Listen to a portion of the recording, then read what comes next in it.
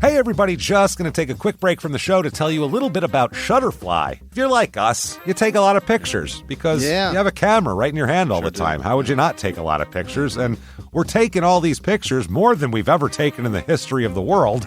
What are you going to do with them all? That's the thing. You used to get a solid picture, and then you'd look through them, and you could enjoy them. Now they're like back on your camera roll. You can't even find them. You don't want that. That's why the cool thing you need to do, and what I did, and I think it's pretty cool, is create a Shutterfly photo book. Oh. What I did, and you're going to enjoy this, Jimmy, because I haven't showed this to you yet, but took all of our pictures from being on tour this year. Oh. All live show pictures, us backstage, us on stage, doing all that stuff, and like some of the, just the venues and things, and made a little photo book out of that. Also, they have free 24-hour designer service as well.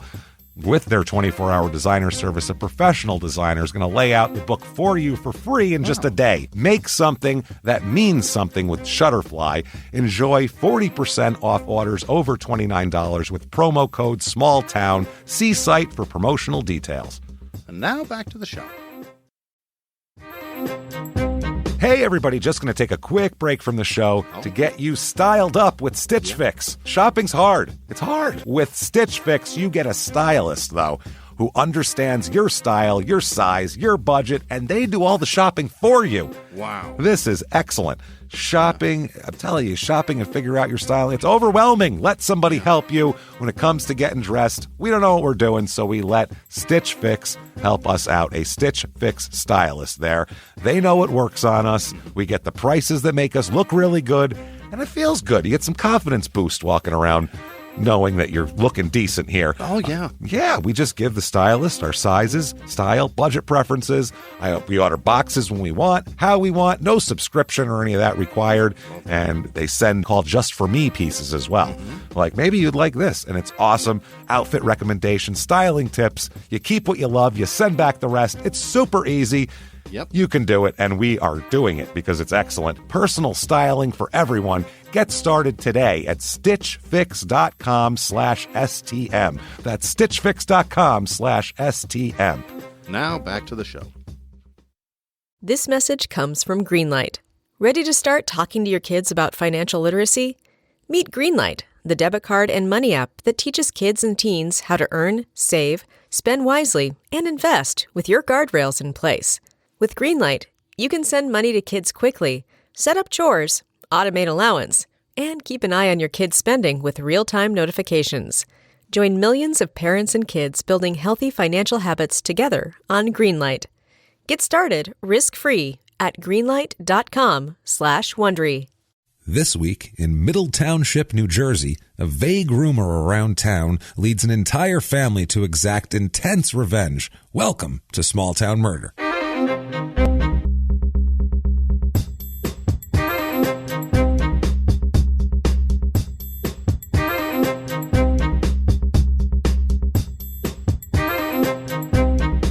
Hello and welcome to Small Town Murder. Yay! Oh, yay indeed, Jimmy. Yay indeed. My name is James Pietragallo. I am here with my co-host. I am Jimmy Whisman. Oh, thank you so much for joining us, everybody. That we are jacked this week. We're very excited.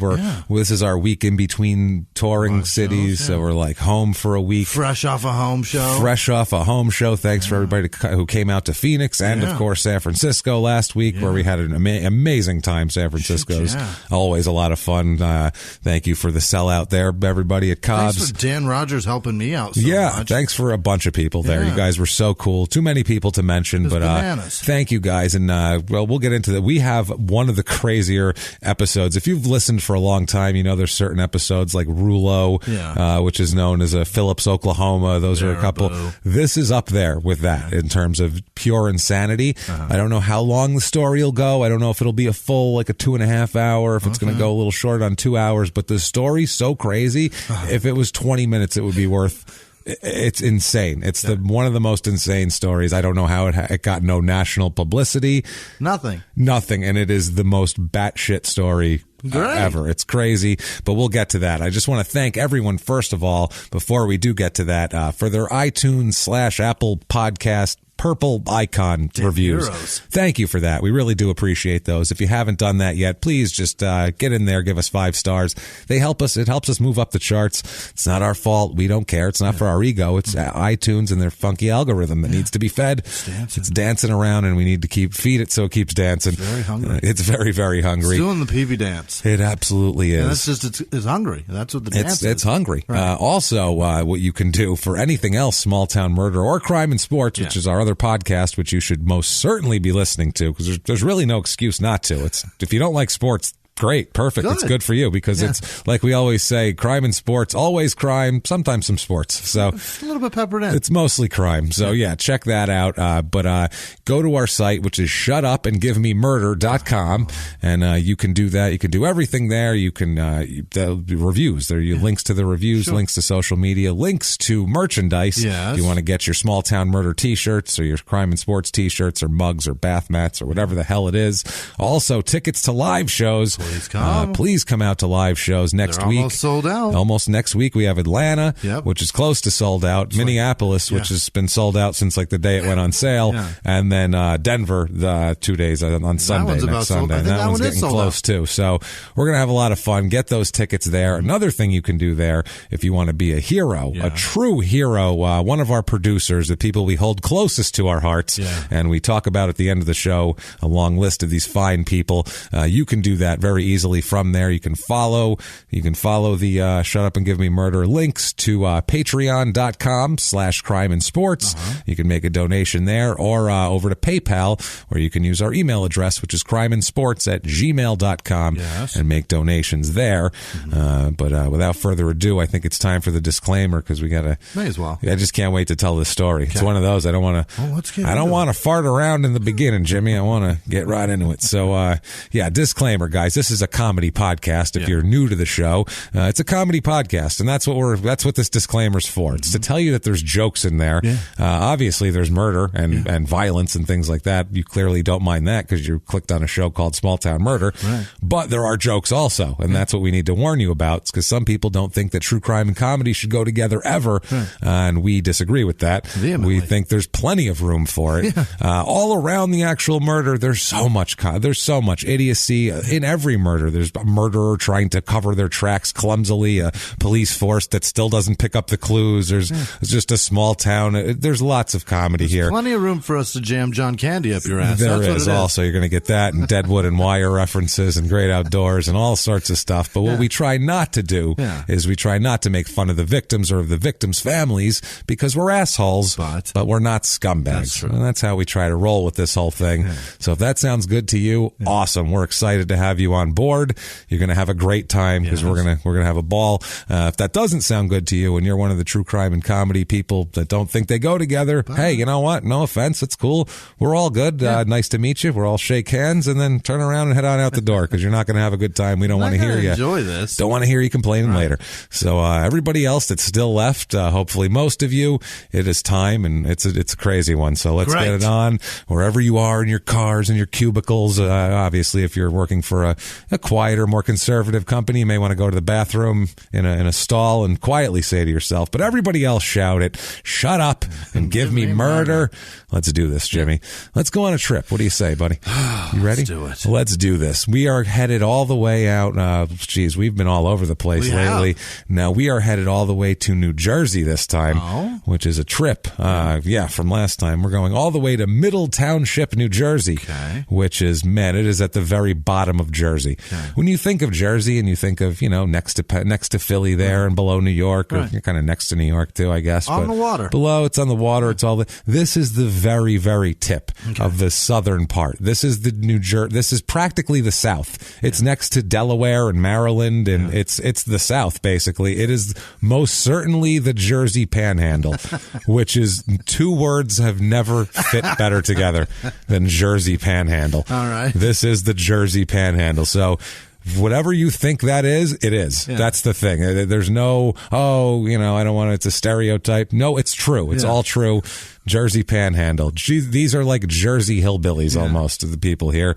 Back then. This is back, our story's going to take place in 1980. Okay. So, back then, now I don't know what the frick it's like. It doesn't matter. But back then, it's probably about the same. It's probably about the same. Because Southern Jersey has gone, like Atlantic City has really gone to shit again now. Like they just gave up. Every 20 years, they try to revitalize Atlantic City, and they go, oh, no, it's a dump. Okay, never mind. But Jersey doesn't change much. Like, they've got the Jersey Shore back on MTV. Yeah, and they are good. Exactly the same. They're all about 30 pounds heavy. Yeah, but Jersey's the same never. thing. Jersey's same never. Shit. Yeah, Jersey's never changed much, honestly. I grew up in New York. We used to go there on vacation. Yeah. That's how great my childhood was. We're going to New Jersey on vacation. Yay, I think. Great. Wow. Oh, good. The beaches are open. There's no more medical waste on there because this was in the 80s. So it was like, the syringes are all cleaned up from last week when it was, okay, good. That's great. This is about an hour and 15 minutes to Philly, about 2.5 hours to New York, and also about 2.5 hours to Baltimore. Wow. So think about how that triangulation is. That's fascinating. In no time, you could get to New York, Philly, or Baltimore, which are way different fucking places. Yeah. Like Baltimore and New York are so different, it's not even funny. But you're Philly's just right there. Philly's its own thing completely. Cool. Philly's cool as shit. Hip. Yeah, I love Philly. So Philly's rad. awesome. It's terrifying. Still. We had one of the best times in Philly when we went there. As far as like the crowd, incredible. Those people are animals, and we fucking loved them. Our show is like if you're an old school wrestling fan, it was like an ECW crowd. Like they were rowdy, but in a great way. Yeah. Like they were into it. That's why. We loved them. Shouting shit that mattered. Oh yeah, none of this boomer sooner. Yeah, none of that bullshit. They were really into it. Drunk people that if you said shut the fuck up, the whole crowd would go roar with approval that you told them to shut the fuck up. Or they go, no, you shut the fuck up. It was wonderful. So we love Philly, but I mean, this is a weird place if you think about it. Yeah. Just it's so strange. It's in Cape May County, and we'll tell you how it's broken down. Cape May County, again, really weird, abnormally broken up. Zip code 08210, area code 609. It's a big area, this whole area, because there's a lot of like I don't know what you'd call it. Well, there's a lot of like areas in it. It's 82 square miles. That's big. Okay, the county is the whole panhandle is the county. That takes up the whole panhandle, and it's broken into 3 townships, and this is Middle Township, and they have upper and lower, so it's broken up like that. So, and inside the townships, they're boroughs basically. So it's kind of like in Brooklyn, Bed-Stuy is a place in Brooklyn where you say, oh, that guy got shot in Bed-Stuy, but it's still technically Brooklyn because it's in the borough of Brooklyn. That's just a section of Brooklyn. So it's that sort of thing here. I love the event that you use is a man's murdered. Well, it's apt for what we're doing. It's a person murdered. It's pretty awesome. Because because we're going to say this person was murdered in another place, but it's inside Middle Township, but it's another town, not a town, but a section, whatever. Gotcha. Fuck New Jersey. Anyway. It's a weird place. It's a weird place. See, this is great because as a New Yorker, we get to shit right on New Jersey. That's one thing that New Jersey gets. And everyone in New Jersey just kind of shrugs and goes, I get it. I'm from New Jersey. What do you expect? It's that sort of thing. And also too, everybody, we've taken some heavy shots on the South a lot lately, a lot of Southern shows, a lot of Western shows, and now we're going to make fun of the Northeast, and you'll see that I'll go just as hard after my own people, if not harder, because I know the shittiness that they have. I'm not even guessing. I get it. We rope-a-dope the fuck out of Sunny Slope last week. Well, we live here. We beat that up, and no one can argue that. Go to Sunny Slope and drive around for 5 minutes and tell me how many crackheads you almost hit with your car as they skittered out in front of you. At 4 p.m. Yeah. It's fucking weird. Check it at 2 a.m. Yeah. So 82 square miles, 70 of it is on land, and then the rest is the surrounding coast, obviously, and it's the middle of the panhandle, just a big swath of area. Motto of this town, quote, where New Jersey truly meets panhandle. So that's very nice. They're made for our show. That's perfect there. History of this place. It's really just The history's not that exciting, honestly. There's some stupid shit here. No county seat fighting for records or any crazy shit like that. There were Native Americans, obviously, there first. They were there to hunt and fish during the summer. And tan. Which makes sense. Get real nice tans. Absolutely. That's great. The area that's now Cape May County was claimed as part of New Netherlands, New Sweden, the province of New Jersey under the British Crown, and later West Jersey it was. So it kind of got tossed around because first that area belonged to the Dutch, and then it's been passed around quite a bit. If you read like the history of New York, it's interesting how many different regimes they've had. And there's a Jersey in the UK, correct? I'm sure, yeah. There's a New Jersey, because there's a York and Jersey, and everything new is from over there. There's a Hampshire over there too. There's a Hampshire, I assume, and a new anything. Yeah. There's a whole England. So a whole entire England, an old England, just all of it. They had 1609, August 28, 1609. English explorer Henry Hudson entered the Delaware Bay, and then everything was named after him from then on. And, I did not know that there was a person. Yeah, Henry Hudson. He found the Hudson River and all that shit. I assumed, I know all about that. You didn't know that was an actual guy, though? No, You thought it was just dude. named after an old woman who lived in the area? the Ma Hudson. River. Ma Hudson. Ma Hudson from up on the hill. Some big fish in a river now. I mean, if there's anything named there, you just got to assume that was a person. A bewigged douchebag at some point. Some fuckface with a booted heel on the front of a bow somewhere. 1609. That is an Englishman. That's a bewigged douchebag to the extent of it. And he entered the Delaware Bay and stayed 1 day on land. So and then turned the fuck back, and then went somewhere else, and then they named everything after him. What is now Cape May Point. That's one of their big claims to fame is Henry Hudson stopped here for a day. Wow, good for you. That's terrific. Dutch explorers came after that, which it's already found. I don't know what you're doing. I mean, when you pull up and there's already a bunch of natives fishing, you just go, oh well, never mind. Found already. Hi, how you doing? What do you call this place? And at that point, too, I'm sure there was already syringes in the water. That's what I mean. Yeah, a Dutch explorer, Cornelius Jacobson May, sailed the coastline of New Jersey from 1620 to 1621, and he wrote in his journal, too many syringes, hard to navigate, sorry. The medical waste is thick. It's frothy, the ocean water with medical waste. We can't even get navigate. Off the boat and wade in. Super weird. Without puncture wounds. We found a lot of these glass tube-like things with a bulbous end and a lot of what appear to be fire marks around it. I don't know what those are. They smell. It's chemically smelling. It's very strange. A lot of those around. They just clearly use this to start their fires. Don't understand what they're... to start their kilns. Start their crack fires. So, Jesus Christ, man. And like a lot of these, the Dutch West India Company purchased 16 square miles of land from the indigenous people in the area along the Delaware River, and then bought a bunch more land 11 years later, and then I'm sure pushed those indigenous people far, far away to a place way less good for fishing and hunting and growing things and everything else. How did they buy 16 miles of New Jersey and go, we want more? We want more New Jersey. We need more Jersey.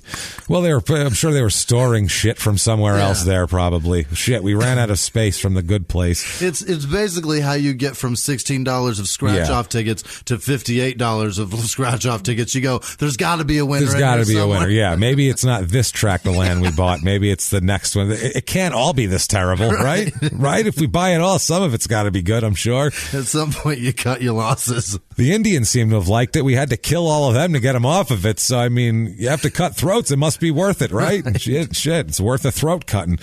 Ridiculous. So, as if the Dutch were, as if we weren't portraying them as bad enough, they founded a town bank in this area in 1640 around the Delaware Bay because it was a big whaling village. So really? That's also the thing they were doing, was killing whales there too. Did I know that there was lots of whales up there? But the Hartford Whalers was a hockey that makes team. sense. So yeah, there used to be a lot of whalers, but the problem is by 1685 it was diminishing because the whaling, there's not a lot of whales. That's the thing. They're huge. Yeah. And so it seems like there's just an ocean full of them if you see a couple of them. But in the end, there's not a ton of them. So if a lot of people hunt them, there won't be any left. That's kind of how it works with them.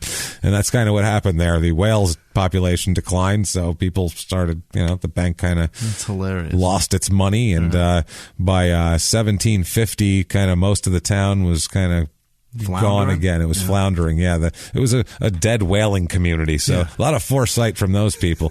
It's going to be a whaling community for the rest of time. We're always going to be whaling here. It's going to be amazing. The short-sightedness of our founders and people that created everything. We still always do everything short-sighted. We still burn dinosaurs to drive around. It's funny. Crazy. Bridges were just like, well, we'll just fix that one part of it. And it's just, well, I know it's 200 years old, but it's fine. A lot of cars can drive.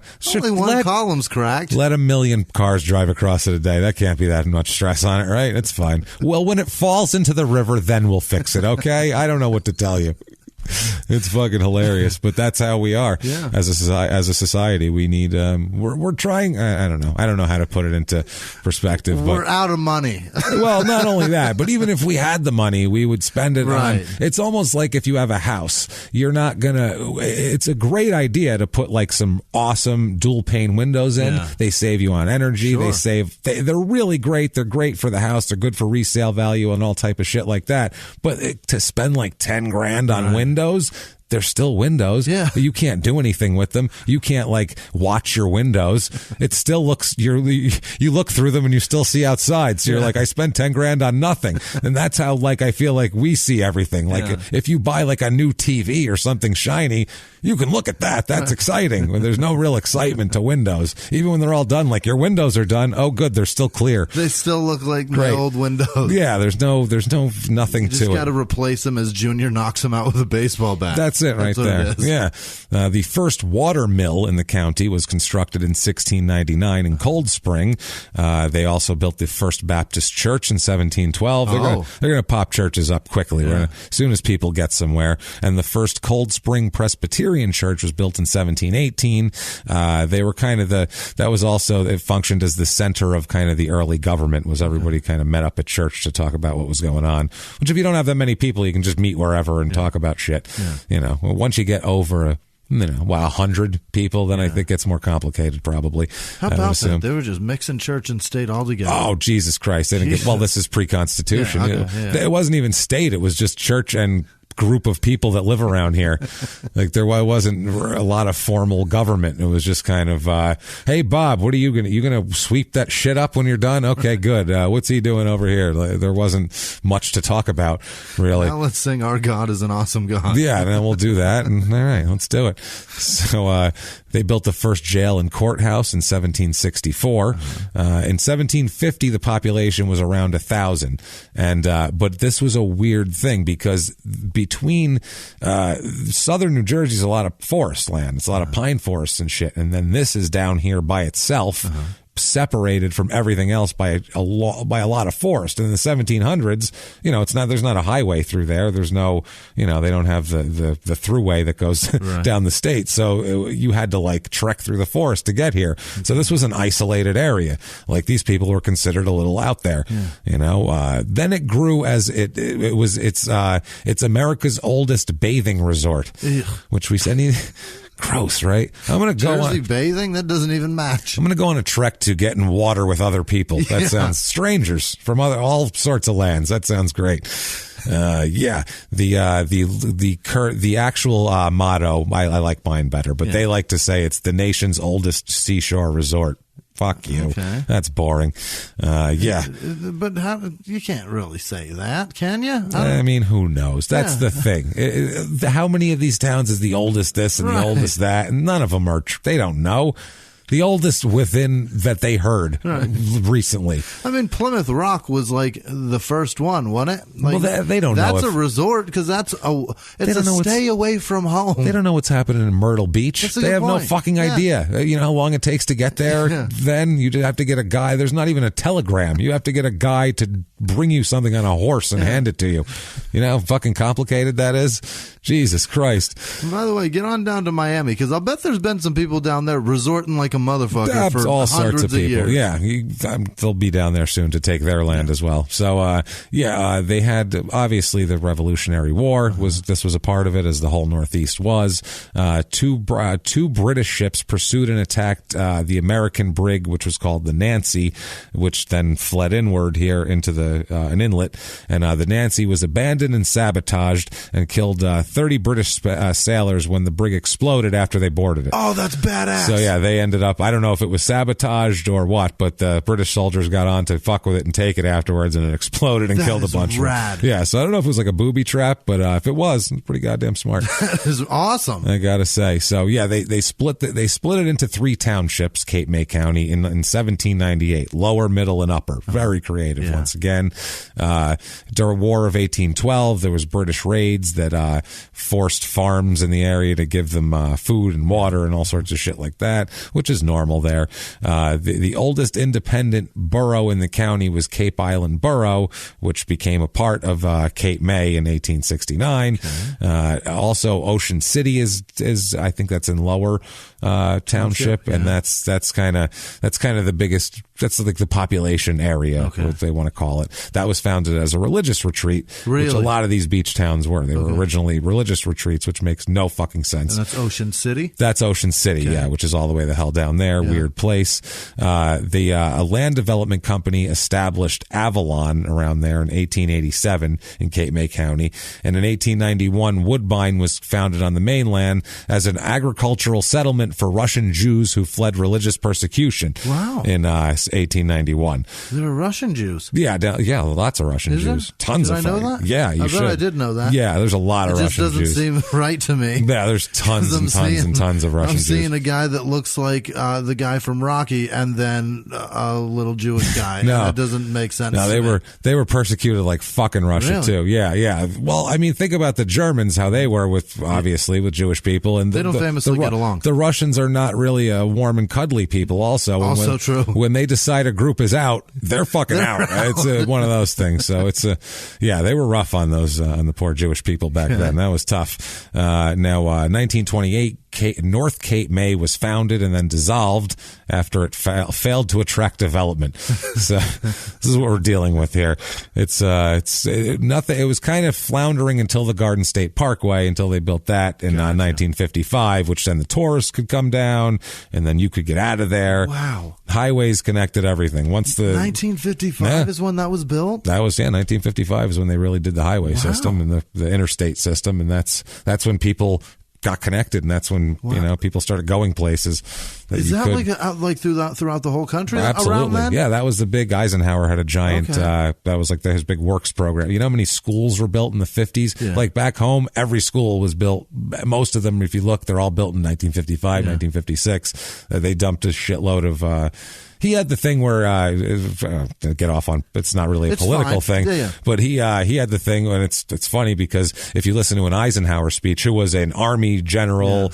I mean, he's a square, flat top wearing Republican conservative son of a bitch, but his whole thing was, do you know how many schools you can build for the price of one bomb? It's from a military man. Yeah. That's why he was the guy who said, let's not make the military industrial complex a thing.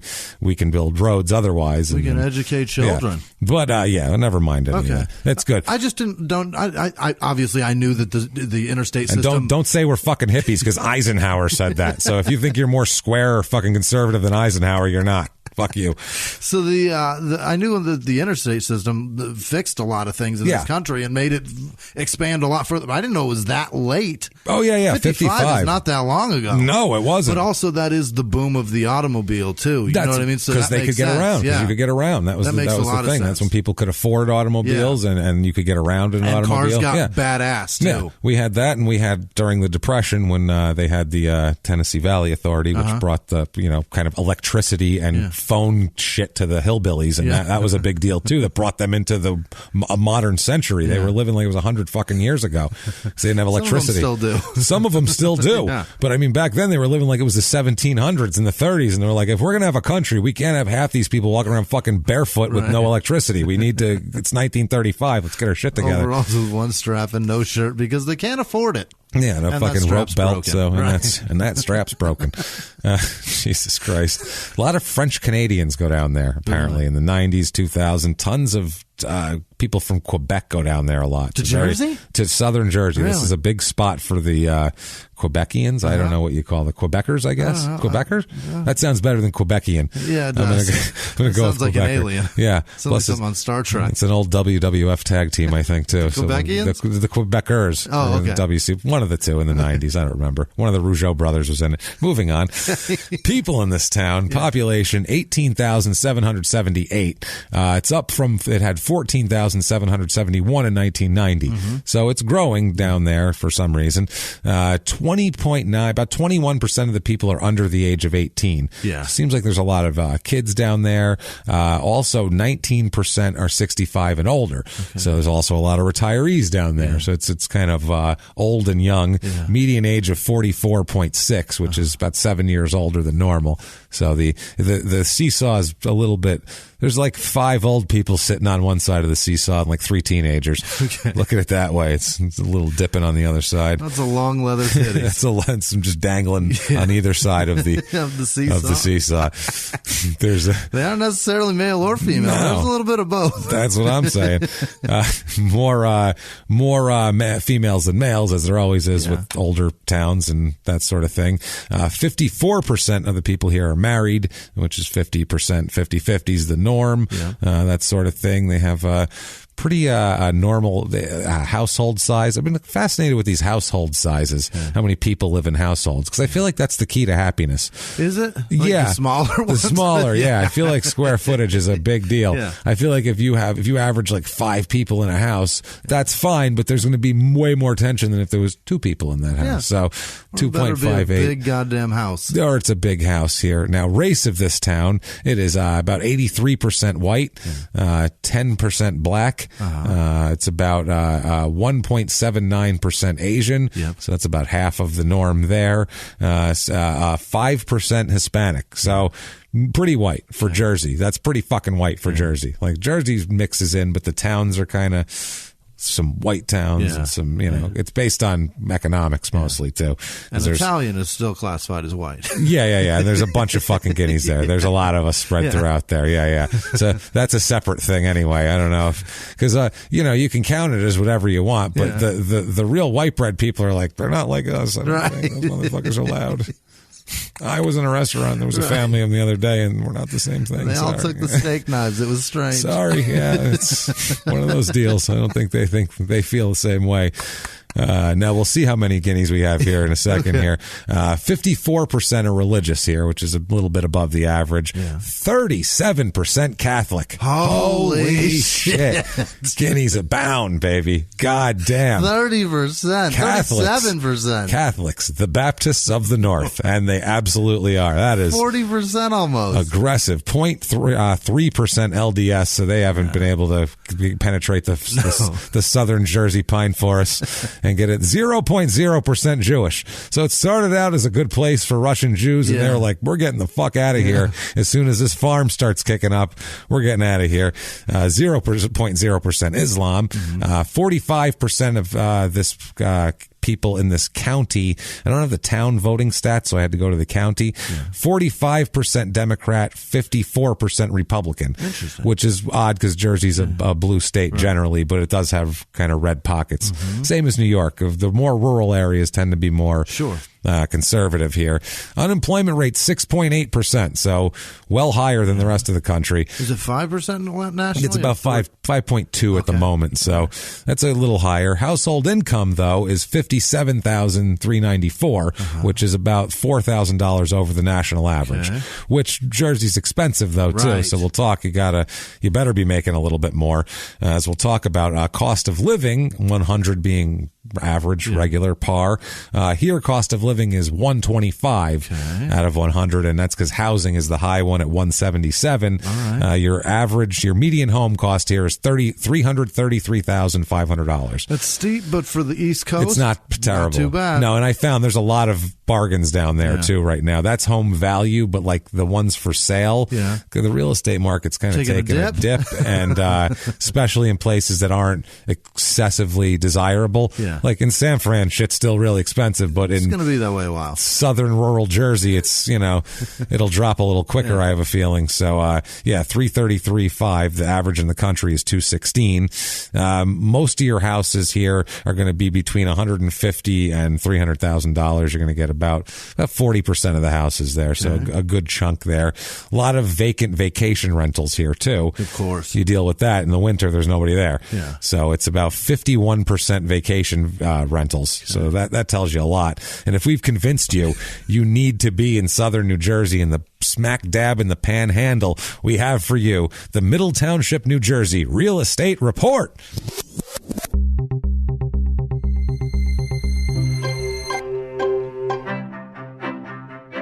Your average 2-bedroom rental here seems like maybe the way to go at $1,350 a month, which is actually just slightly above the national average, about $1,250.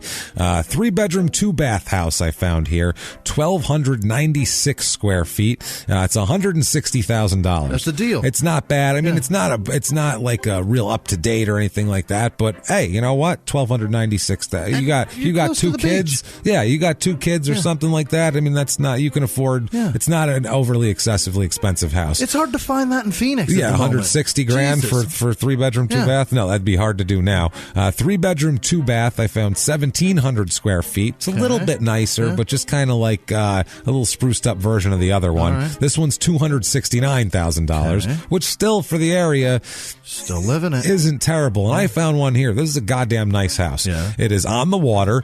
Your backyard has a beach, goes right up to the beach. 4-bedroom, 3-bath. 3,100 square feet. That's a big house. It's a big house right up to the beach. $525,000. Oh, that's not bad. Which is not. I mean, it's expensive for me, but it's a $500,000 house on the beach. That's what I mean. For if you want to live on the beach, you're going to spend some money. So that's not a bad. That's a big house too. It's not like you got to live in a shack on the beach. I defy you to find that in San Diego. Oh Jesus, good luck. It's not happening. Find a studio condo. You can rent one for half the year for that. Definitely. That's it. Things to do. Found here not a lot. A lot of outdoor shit. Go bike around. Yeah, there's at least gym, tan, and laundry. You're close to the ocean on either side, bays or whatever the fuck they are. I found the Middle Township Harvest Festival. Oh baby, Harvest Festival. Harvest. It's basically Halloween, but they don't want to say Halloween because there's too many Catholics. I feel like a lot of old Italian ladies going around dressed all in black, holding the rosaries. How about that? They won't celebrate death, but they will celebrate Easter, which is a dead guy. Which is a dead guy. Yeah, this happened. We just missed it. October 28th. It's 12 to 5 p.m. free. It's totally free. They have craft and food vendors, rides, quote, entertainment. I don't know what that is. Got to be terrible if they're not even mentioning it. Not even giving a line item on that one. Halloween costume contest for kids and pets. Pre-registration required, Jimmy. Don't just fucking saunter up in a costume and expect to be judged and given the blue ribbon. You got to sign up ahead of time down at the Piggly Wiggly. What the hell's wrong with you? Surprise us. Jesus Christ. Crime rate in this town, what we're interested in. Property crime's about 20% higher than the average in the nation. And violent crime, murder, rape, robbery, and assault, of course, the Mount Rushmore of crime, is also about 20% higher here. So it's dangerous. It's a crimey town, which, Atlantic City's a shit place. And Jersey's just crimey in general. There's a lot of crimey areas in there, and this is kind of out there. So I've heard of a lot of mobsters that go to Jersey to crime. Like that's what they do. It's there just for that. They don't do it in New York. They try to keep it clean up here. Well, Philly too. They used to use Philly. Philly and New York used to use, not to get off on a subject, but this one guy read his book, and Philly and New York used to use Atlantic City as kind of like their little meetup hub, and they kind of both shared it and shit like that. And it was, they used it was like their used condom they left behind, just jizz all over the streets. Throw it back to your buddy. Throw it out the window. Your turn. Throw it out the window. Push the lady of the night that you've picked up out into the street and drive off screeching with your IROC T-tops open and your Bon Jovi playing. It's that kind of town. Throwing a 20 out the top saying, clean yourself up. Woo.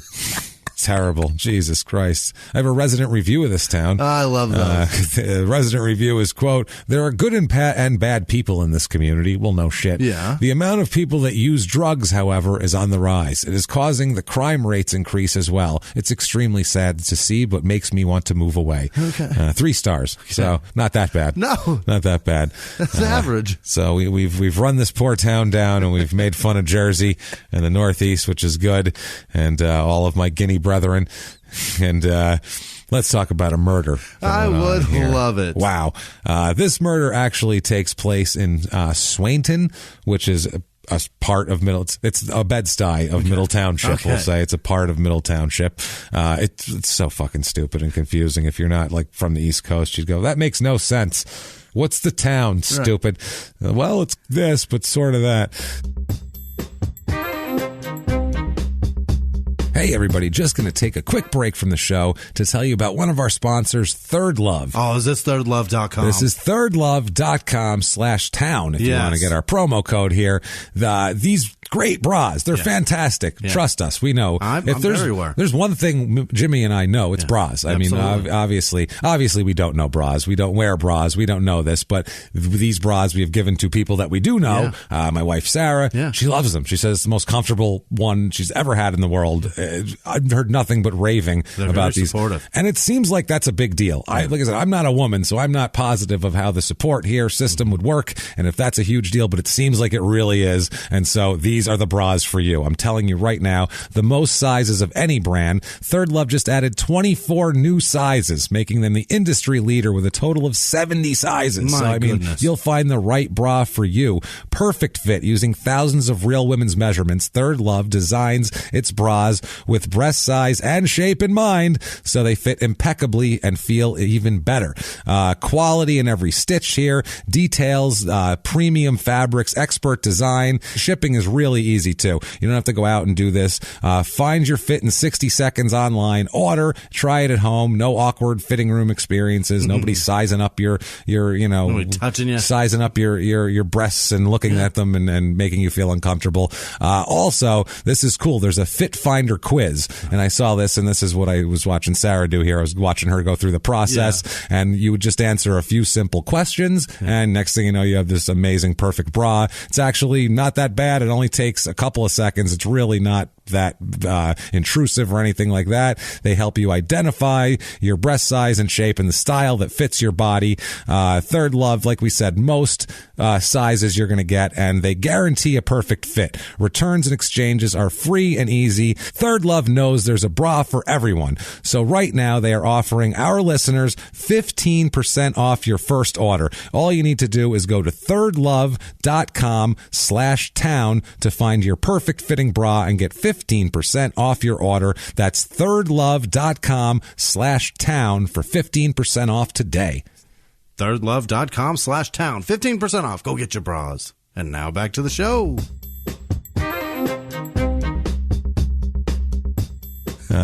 We have to go back here to January 10th, 1981. Jesus Christ, this is one of those stories where I had to read it and I went, no, it's not, it doesn't say that.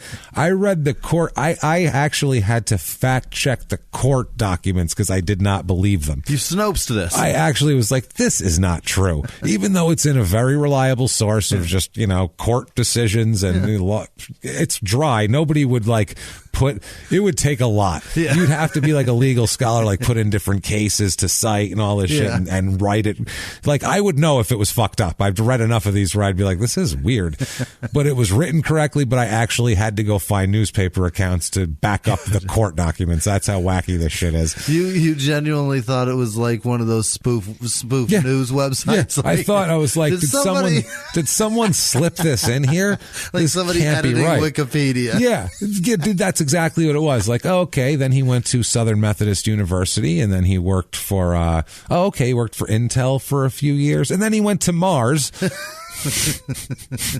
and did a sex tape with Pamela Anderson after she had hepatitis C. So That's odd. I didn't. And then he got married, had 3 kids, and is currently the CEO of. Well, what the fuck is going on? That's what it was like. It was very Mad Libby. Like geez. All right, let's just start from the beginning here. This is one of those stories too. You can start it anywhere, and you just be like, just dive in, man. Just dive in and just fucking flop around the muck. We'll start with January 10th, 1981, and we'll work backwards. How's that sound? January 10th, 1981, a former policeman in the area named Bert Schubert, which sounds like a former policeman. That's the dude that was fired. Very high sideburns, Absolutely. I feel, on that man. All the way up, above the ears. Still rocks the flat top. Mustache, very much under control, though. Does not dangle below the lip whatsoever. He's got about a third of an inch gap between lip and mustache. Yeah. He's got it, but it's a thick one, though. He's got it all taken care of. And he was fired, correct? We don't know that. He's just a former policeman. He drinks his coffee precisely at 6:10 every morning. He's one of those guys. It's all he's got it planned out. He's got newspaper, coffee, and then he shits at 6:27. He's got it all lined up. And he leaves the house at 6:45. So it works. Because he takes a shower before he shits, because he's kind of a weirdo. He's a strange man. He's one of those kind of guys, you know. He's a pre-shower. He's a post-shower shitter, which is a sign of a psychopath. So if you know you're going to shit at a certain time and you decide to shower before, I'm not saying if it happens, it happens, whatever. But if that's your schedule, you fucked up, man. You need to adjust that shit. I'll tell you this right now. If I got to shit and I got to go somewhere, if I have showered and then I get out the door and I'm like, I got to shit, guess what? I'm late to wherever I'm going because I'm about to shower again. Well, you're not going to waste the whole shower being all shitty. That's the problem. Because now you might as well not even have taken a shower. You might as well go roll around on the ground with the dog at that point. It's a mess. Even go wherever I'm going. You know what? Everybody, if you have to shit, just stay home. Everyone will understand. If we all had that as a societal, that we would all understand. Absolutely. If someone just went, sorry, I was about to come over, I really had to shit, and then the whole thing, I'd have to take another shower, and they go, I totally get it. Yeah. I'll catch you next time. Yeah. It's a universal excuse. So, let you know the next time there's a Super Bowl. Oh, I'll tell you. Stay home. Tell you all about it. So, I don't want you sitting on my couch. Tell me what box you want and how much you're going to bet, and we'll fucking figure it out. Oh, Christ. So, this former policeman, he's walking through the woods. Bert Schubert? Bert Schubert. Bert Schubert. Okay. Just make sure we're on board. That's Bert Schubert, goddammit. He's walking through the woods between 10 and 11 a.m. So it's a mid-morning walk for a retired policeman or fired policeman. We're not sure of his pedigree, but whatever. He's walking, just strolling, and he ends up coming across something that he didn't expect to see. And that is a partially frozen body in a shallow grave of what he appears to be in the Cape May courthouse section of town. It's which is kind of like the center of town, off to the east a little bit. He's freaked out. He seems to be a female, but it's also something has happened to this body besides regular decomposition. There's the color is not of a human color. It's like a jet black, which is very strange in a weird way. No, but not burn. That's the other thing. No hair on the head, but appears to be a female also, which, it's fine. But in 1980, that's uncommon to find a shaven headed female, especially a young female, because it doesn't appear to be an old woman. So it's very much a mystery at this point. So he obviously calls the police, and they're like, "It's Bert again." They're like, "You found another one, Bert? Jesus Christ. You didn't find it in your garage again, did you, Bert? You know we had to fire you for that the first time." Somebody tell the captain, old Schubert's back on the phone. Shuby's got some questions. Old Schubert. That's what it said on his desk in his little nameplate. Just old Schubert. Old Schubert. How you doing? Old Schubert here. They're like, "Can you refer to yourself properly as Officer Schubert, please?" That's why he got fired. He's just old Shuby. Wouldn't wear his uniform. Oh, shoot. Just wore his regular clothes with his sheriff badge on the breast. Just no problem. And they're like, you have to wear a fucking uniform, dude. He's like, why? They know I'm the sheriff. He makes they get a phone call. He's like, old Schubert to headquarters. Old Shuby to headquarters. This is the phone, sir. This is, what are you talking about? Bert, is that you? Can you call me old Schubert, please? Old Schubert, you called the switchboard. It makes me feel exciting. You don't have a radio anymore.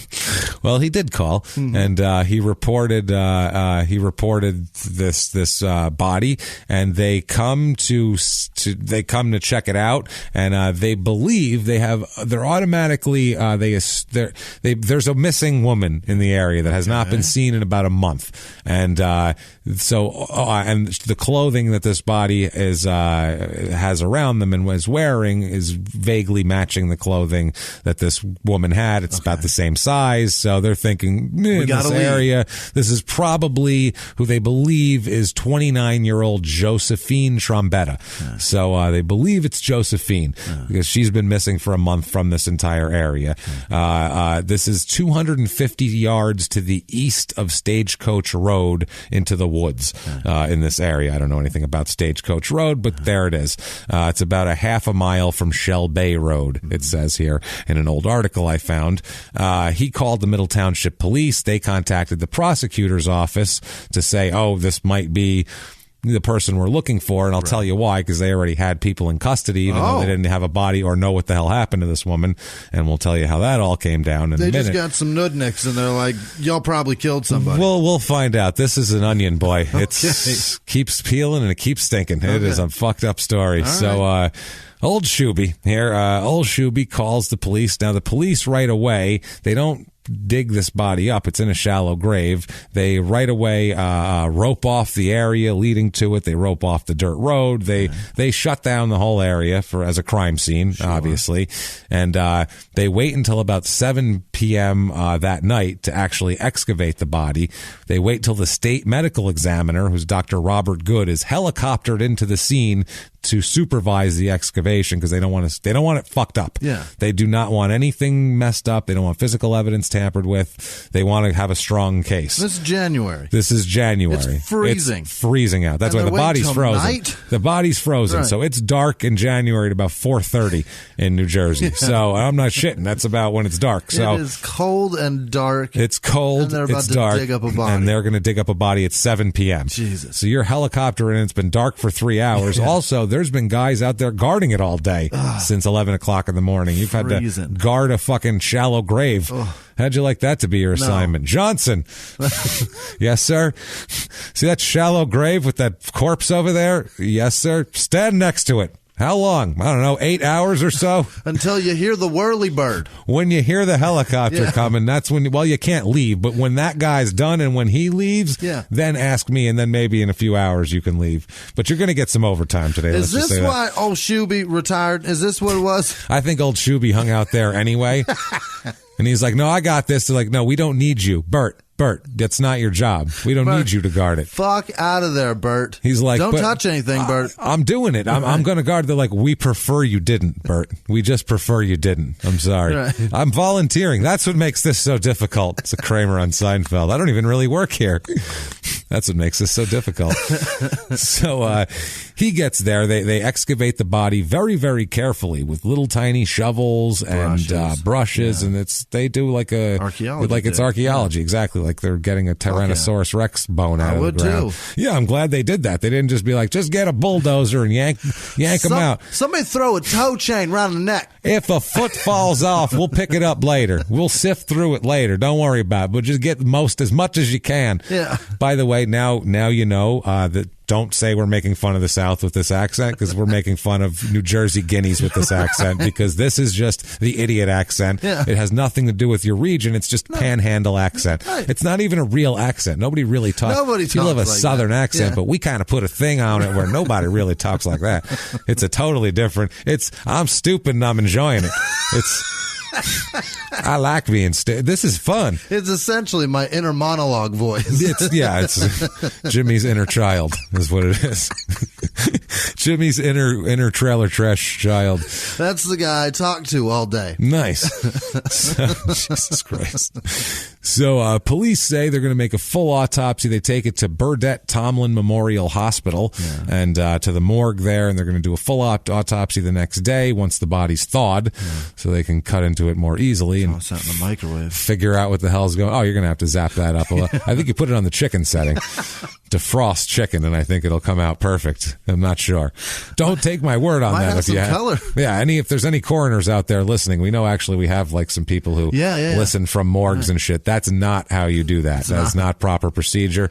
They have fillings. That'll spark. Oh, it'll do all sorts of stuff. Consult whatever manual you have. I feel like you're going to get a manual. Probably a handbook. How to make a body that's dead be not frozen anymore. I don't know how that works. How to defrost a body, but that sounds like you're doing it to cook it. I don't like that one. So there's got to be a way to, Anyway, so they say soft again. To make it soft again. They believe it's Trombetta, though, Josephine Trombetta, based on the clothing. Again, they say they're, quote, almost positive that it is Josephine Trombetta. She is 29 years old. She graduated in 1970 from Millville Senior High School. She lives in South Dennis, and she has been missing since December 4th. Jesus. So they've been looking for her for over a month, all through the holidays. I mean, that's crazy. She was said to have gone to and I am going to use this in the loosest way possible, quote unquote, just as loose as you can possibly make it. I mean, I can't quote unquote it enough. Party that she went to. This is not a party of any stretch of the imagination, but it is continually called a party because that's what she thought she was doing, was going to a party. And this was, I guess, a party. It was a celebration. It's a party in a Phillips, Oklahoma kind of way. Oh boy. It's sort of a party. She had disappeared. She was last heard of going to this party and then disappeared December 4th, never seen again, and was suspected, based on certain things we'll talk about, was suspected to at least be the victim of a possible sexual assault. And maybe more, but if it was only that, we'll just say that. They searched for the body all around, primarily centered on Middle Township. Since the week before, they were searching all around, but they didn't know if maybe she just took off with somebody or something like that. She's 29. She's 29, who knows? But since the week before this, they've really, really started searching hard because they believed she was dead after that, which is what one of the police captains says here. He says, quote, "We had the feeling that when she was found, she would be dead. In fact, we began searching an area near her where her body was found last Friday in an attempt to locate her body." So they've been searching. They kind of had the right area. Yeah. I think I dropped my keys over here, and you did. It's just by the bush, and you didn't see it. But why were they suspicious all of a sudden that she was dead? Yeah. That's the question. It's a lingering question. It's a lingering question. There's good reason for it. We'll just say that. Mid-December 1980, right about a week and a half before Christmas, 2 people were arrested attempting to sell Josephine Trombetta's car for $1,000. Okay. It was worth more than $1,000 too. Right. So they were trying to just offload this somebody else's car that they didn't have the title for or anything like that. Well, they did, but we'll talk about how they got it and everything else. But these 2 people that are arrested here, this is crazy. Leroy W. Camp is the first guy who gets arrested. He's 30 years old at the time. Him and his stepdaughter are arrested, by the way, together for trying to sell this car. And we'll talk about her in a minute. How old's Leroy? Janice Ann Nealis is her name. She's 19. He is 30 years old. He is her stepfather. His stepdaughter's 11 years younger. His stepdaughter's 11 years younger, and the mother is 37 at this point. Okay. So, the mother had the kids early, as we'll talk about, because there's another son involved in this. I can't imagine having a 19-year-old right now. Oh, well, I have a 17-year-old, so. But you're 40 though. Yeah. Still, I'm 37. I'm thinking about being her age. Well, I guess you're it's the same exact thing. I feel it's exactly the same. What difference is there between us? We have the same exact everything too. We have the same reference points. We're reference points, same body. We are the same generation. If there's we're 3 years, might as well be 5 minutes. It doesn't matter. So. That's suspicious though. When someone's trying to sell a car for less than it's worth when the person's missing, and under suspicious circumstances too. The people they end up arresting, like we said, Leroy W. Camp, whose nickname is, and this is a small town murder classic here. This is going to right away. So hard to think of one before you hit it. But his nickname is the Rodent. The Rodent. Rodent, they call him. Okay. That's his main nickname, Rodent. Okay. That's clever, though, that they went further than the rat or the mouse or whatever. It's true, Rodent. It could have been the vermin, but I think that's very vague. They wanted to go with the Rodent. Leroy Rodent Camp here.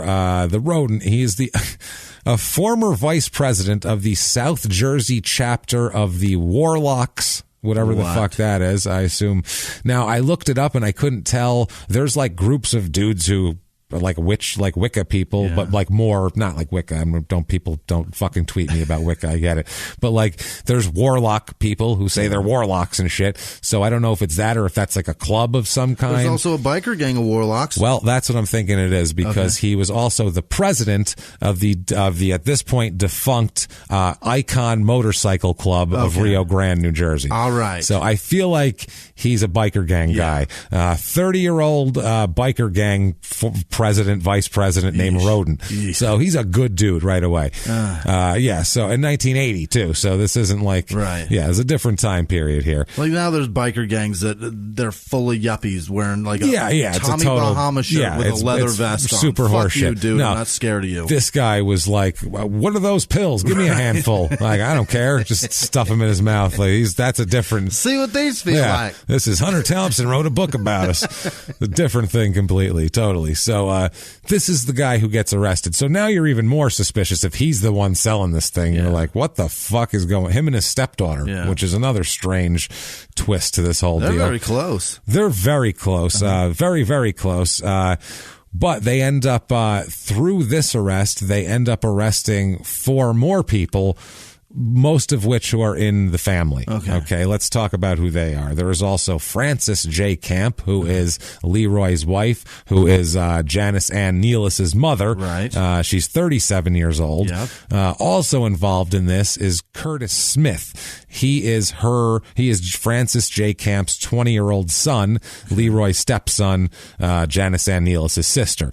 So they're that family, the 4. Now, there's also Alberta Westcott, who is a family friend who's just hanging out, some girl who's 24 years old, and Jack A. Gaskill, who is Francis Camp's brother, who's 31 years old. So that's Curtis and Janice Ann Nealis' uncle. Got it. Okay, so this is the family. All of these people are arrested at once. Now, there's one more too who gets arrested, but she ends up, she's not involved in the main deal of this. Got it. So she's not important until she comes up. But at this point, 6 people are arrested in mid-December. This is well before the body's found. Okay. 6 people are arrested in connections with the disappearance, but they weren't charged with murder or anything like that. They didn't know what to charge them with, so they were trying to charge them with something based on the car, stolen property, some shit like that, basically. And they also were, they ended up ultimately deciding to book them on sexual assault charges, before they ever found Josephine's body. Of Josephine. Of Josephine, and she was last seen leaving the home of one of them, so that's why. So they were all charged with aggravated assault, aggravated sexual assault, even though they had no idea where the hell the body was, or if she was still alive or dead or what. But they assumed that happened, and we'll figure out why that is in a minute. Which right away, this whole thing is fucking. That's how does all those people get arrested? How does your mom and your stepdad and your we all rape together? This is crazy. Thing is, that's what I mean. We're going to find out exactly. It's worse than that. That's the thing. It's worse because it's sort of that plus more. It's not. I can't even. I got to get into it. I'm gonna let you tell the story. The police here, Paul Pitts, who's a spokesman for the Cape County Prosecutor's Office, he said that the charges. This is before they found the body. Quote: the charges stem from an incident that occurred December 4th at Gaskill's house. That's Jack Gaskill, 31-year-old uncle of the 2 younger ones / brother-in-law of the Camps. Okay. At that time, Josephine Trombetta was allegedly physically abused by those persons now charged. Now, After they find the body, now they know what the fuck happened to Josephine as far as she's dead, and she's not dead. She didn't just die of exposure out there and crawl into a shallow grave. Death, right. No. There's a lot wrong with her, boy. I mean, she is, there's been some trauma. Bail was increased for the three men to $250,000 each in 1980, which after is they found the body. After they found the body. And they're also charged with murder and kidnapping, and also $75,000 each for bail for the three women charged with just kidnapping. Got it. So there's all of that. Now there's a seventh suspect here. This is Catherine J. Smith, 27 years old. She's charged with aggravated sexual assault and aggravated assault, but was released after posting $1,000 bail. Okay. The evidence indicates that she did not participate in anything other than drawing this person in. She wasn't an active participant, we'll say. So her story is kind of going to end there. She does this. She ends up taking a plea for way less than everybody else ends up even being charged for. And I wish people would stop doing that. What, kidnapping people and sexually assaulting them? Well, I mean, apart from that, stop being the... No, I let them do that. I have another issue. My point is, stop being the dick that's just I'll tell them to come over, but I'm leaving. Yeah, well, that's... Fuck you. Yeah. You're just as guilty. Well, dick. She was anybody who was anywhere near this fucking house and didn't run screaming from it to get help is an asshole. Okay. And it deserves anything that the court system throws at him, because this is fucking horrific. So these people are in custody now. This whole cabal of family. Now you got to be thinking, what the fuck did a mom and a stepdad and two kids and a family friend and an uncle and some other lady that got released on bail? I'm picturing the Drapes from Crybaby. I'm picturing this is like a Nothing But Trouble scenario, like a Nothing But Trouble house, but it's very similar. It's super fucking weird. So according to Gaskill, Jack Gaskill, that Josephine Trombetta, she had been in a relationship with Curtis Smith, the 20-year-old Curtis Smith. Yeah. So they had been in a relationship on and off for a while. Nothing serious, just an on and off thing. She's 29, he's 20. They're both kind of fucking around. Got it. Not a big deal. But apparently, according to Gaskill, Josephine was, as he put it, quote, spreading it around that Kurt Smith had her pregnant. Not got her pregnant, had her pregnant, which is a real hillbilly way to fucking say got her pregnant. Spreading it around that Kurt Smith done had her pregnant, and he just dropped done probably out of his syntax very recently, I would say. Was spreading it around that Kurt Smith done had her pregnant. So had her pregnant, and apparently they had a gathering that night. This is what the party was, quote unquote, loose quotes, was to get Josephine over there and he said, quote, to straighten it out. Okay. So there is vague things floating around that she may have told someone that this Kurt Smith, 20 years old, possibly impregnated her. Had her pregnant. Had her all sorts of pregnant. And in this area, this is being spread around like wildfire, apparently, and it's fodder for... Who cares, first of all? Especially if you don't think you did get her pregnant. Be like, well, they'll find out pretty soon that I didn't. Within the next 9 months. It's going to be... Or if it's somebody else's, I'll say it's not mine, and we'll work it out. But, I mean, whatever. Rumors are rumors. But instead... Where I come from, had her pregnant is when you fuck a pregnant girl. Yeah, I had her pregnant. I had her not pregnant. I had her upside down. I had her in the car. I had her out on the grass. So he had her pregnant. So this is so fucked up. So instead, he says, I'm going to get my whole family together to straighten it out, which is weird. So Gaskill, because this is at Gaskill's house, Jack Gaskill. Okay, it's at his place. Gaskill apparently had Curtis Smith, and Josephine. All three of them were at Gaskill's apartment there when it's kind of iffy whether Kurt Smith lives with Gaskill also in this apartment or not. It's kind of like, he sometimes stays here. He's not real settled. He's 22, so who knows? He's bouncing from people's futons. He's got time. He's got time to figure it out. Yeah. Well, he doesn't. Well, spoiler alert, he doesn't figure it out. Put it that way. Well, he figures something out, but not the way he had time to get a life together. So apparently they're all drinking together in the apartment. Well, first it's Gaskill and Kurt Smith are hanging out drinking, and they get Josephine Trombetta over there. She comes over to hang out, and she starts drinking also with them, and it's a lighthearted social affair. It starts out at Then other people come over, Leroy and Frances Camp, which is Kurt's mom and Kurt's stepdad, and Ann Nealis, like we said, the stepsister, and Alberta Westcott, the family friend. They arrive after the three of them, Gaskill, Kurt Smith, and Trombetta are all already hanging out drinking. So it just seems like a family party sort of thing. They're hanging out drinking. The rest of the crew comes over. 7 people all together in the room. Well, there's 8, but that one girl, like we said, comes and goes. Right.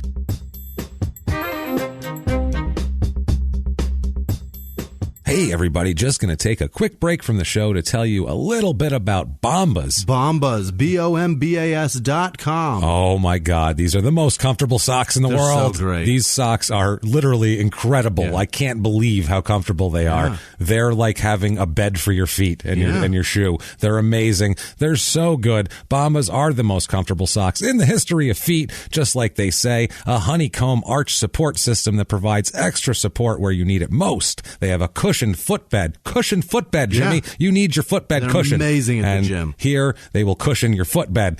They have stay-up technology, which is 133 tension levels. Tension levels were tested to find out the perfect tension that stays comfortable and stays in place. And it does. And they did a really, really good job here. It's absolutely amazing. Super soft cotton that keeps you warm in the winter, but also cool in the summer.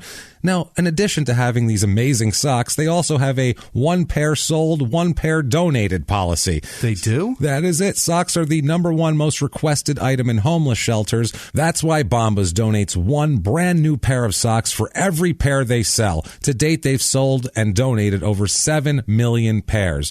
Bombas, honestly, are the best socks I've ever had. They're fantastic. They're engineered for comfort, and they are fantastic. They feel, like I said, like little footbeds that make you feel wonderful. What you all need to do, what you can do to get this special offer just for you guys, is you need to go to bombas.com, BOMBAS.com,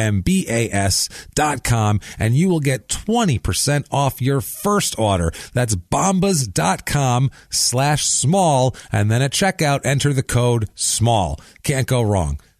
Easy enough. Bombas.com/small and small and checkout. Go get your socks. They're amazing. And now back to the show. Hey, everybody, just going to take a quick break from the show to tell you about our great sponsor, Madison Reed. Madison Reed, Madison-Reed. Oh, that's right. REED.com. You have to go there, guys. Well, I should say ladies here. This is for you guys.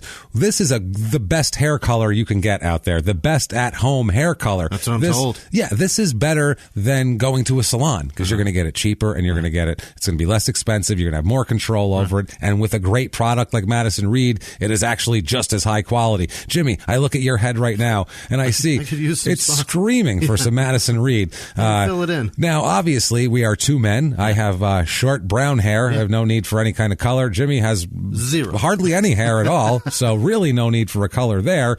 We could just paint his head with a Sharpie, but if he did need color, he would use Madison Reed. Madison-Reed. Madison-Reed.com, because it's for decades, women have had really no options for this. They can have kind of a lousy hair coloring at home, or they can have this super expensive, complicated process that takes 3 hours at the salon and that whole thing.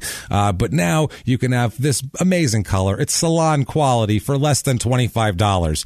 That's amazing. From what I understand, they are reinventing hair color, at-home hair color, and it's working. And it's a lot of what it is you guys are busy. That's all there is to it. You're busy. A lot of times you don't have time to go somewhere for 3 hours, or you don't want to pay that kind of money. You're busy, so join all the women who are doing this life-changing, awesome thing and coloring their hair with Madison Reed. Find your perfect shade at Madison-Reed, REED.com.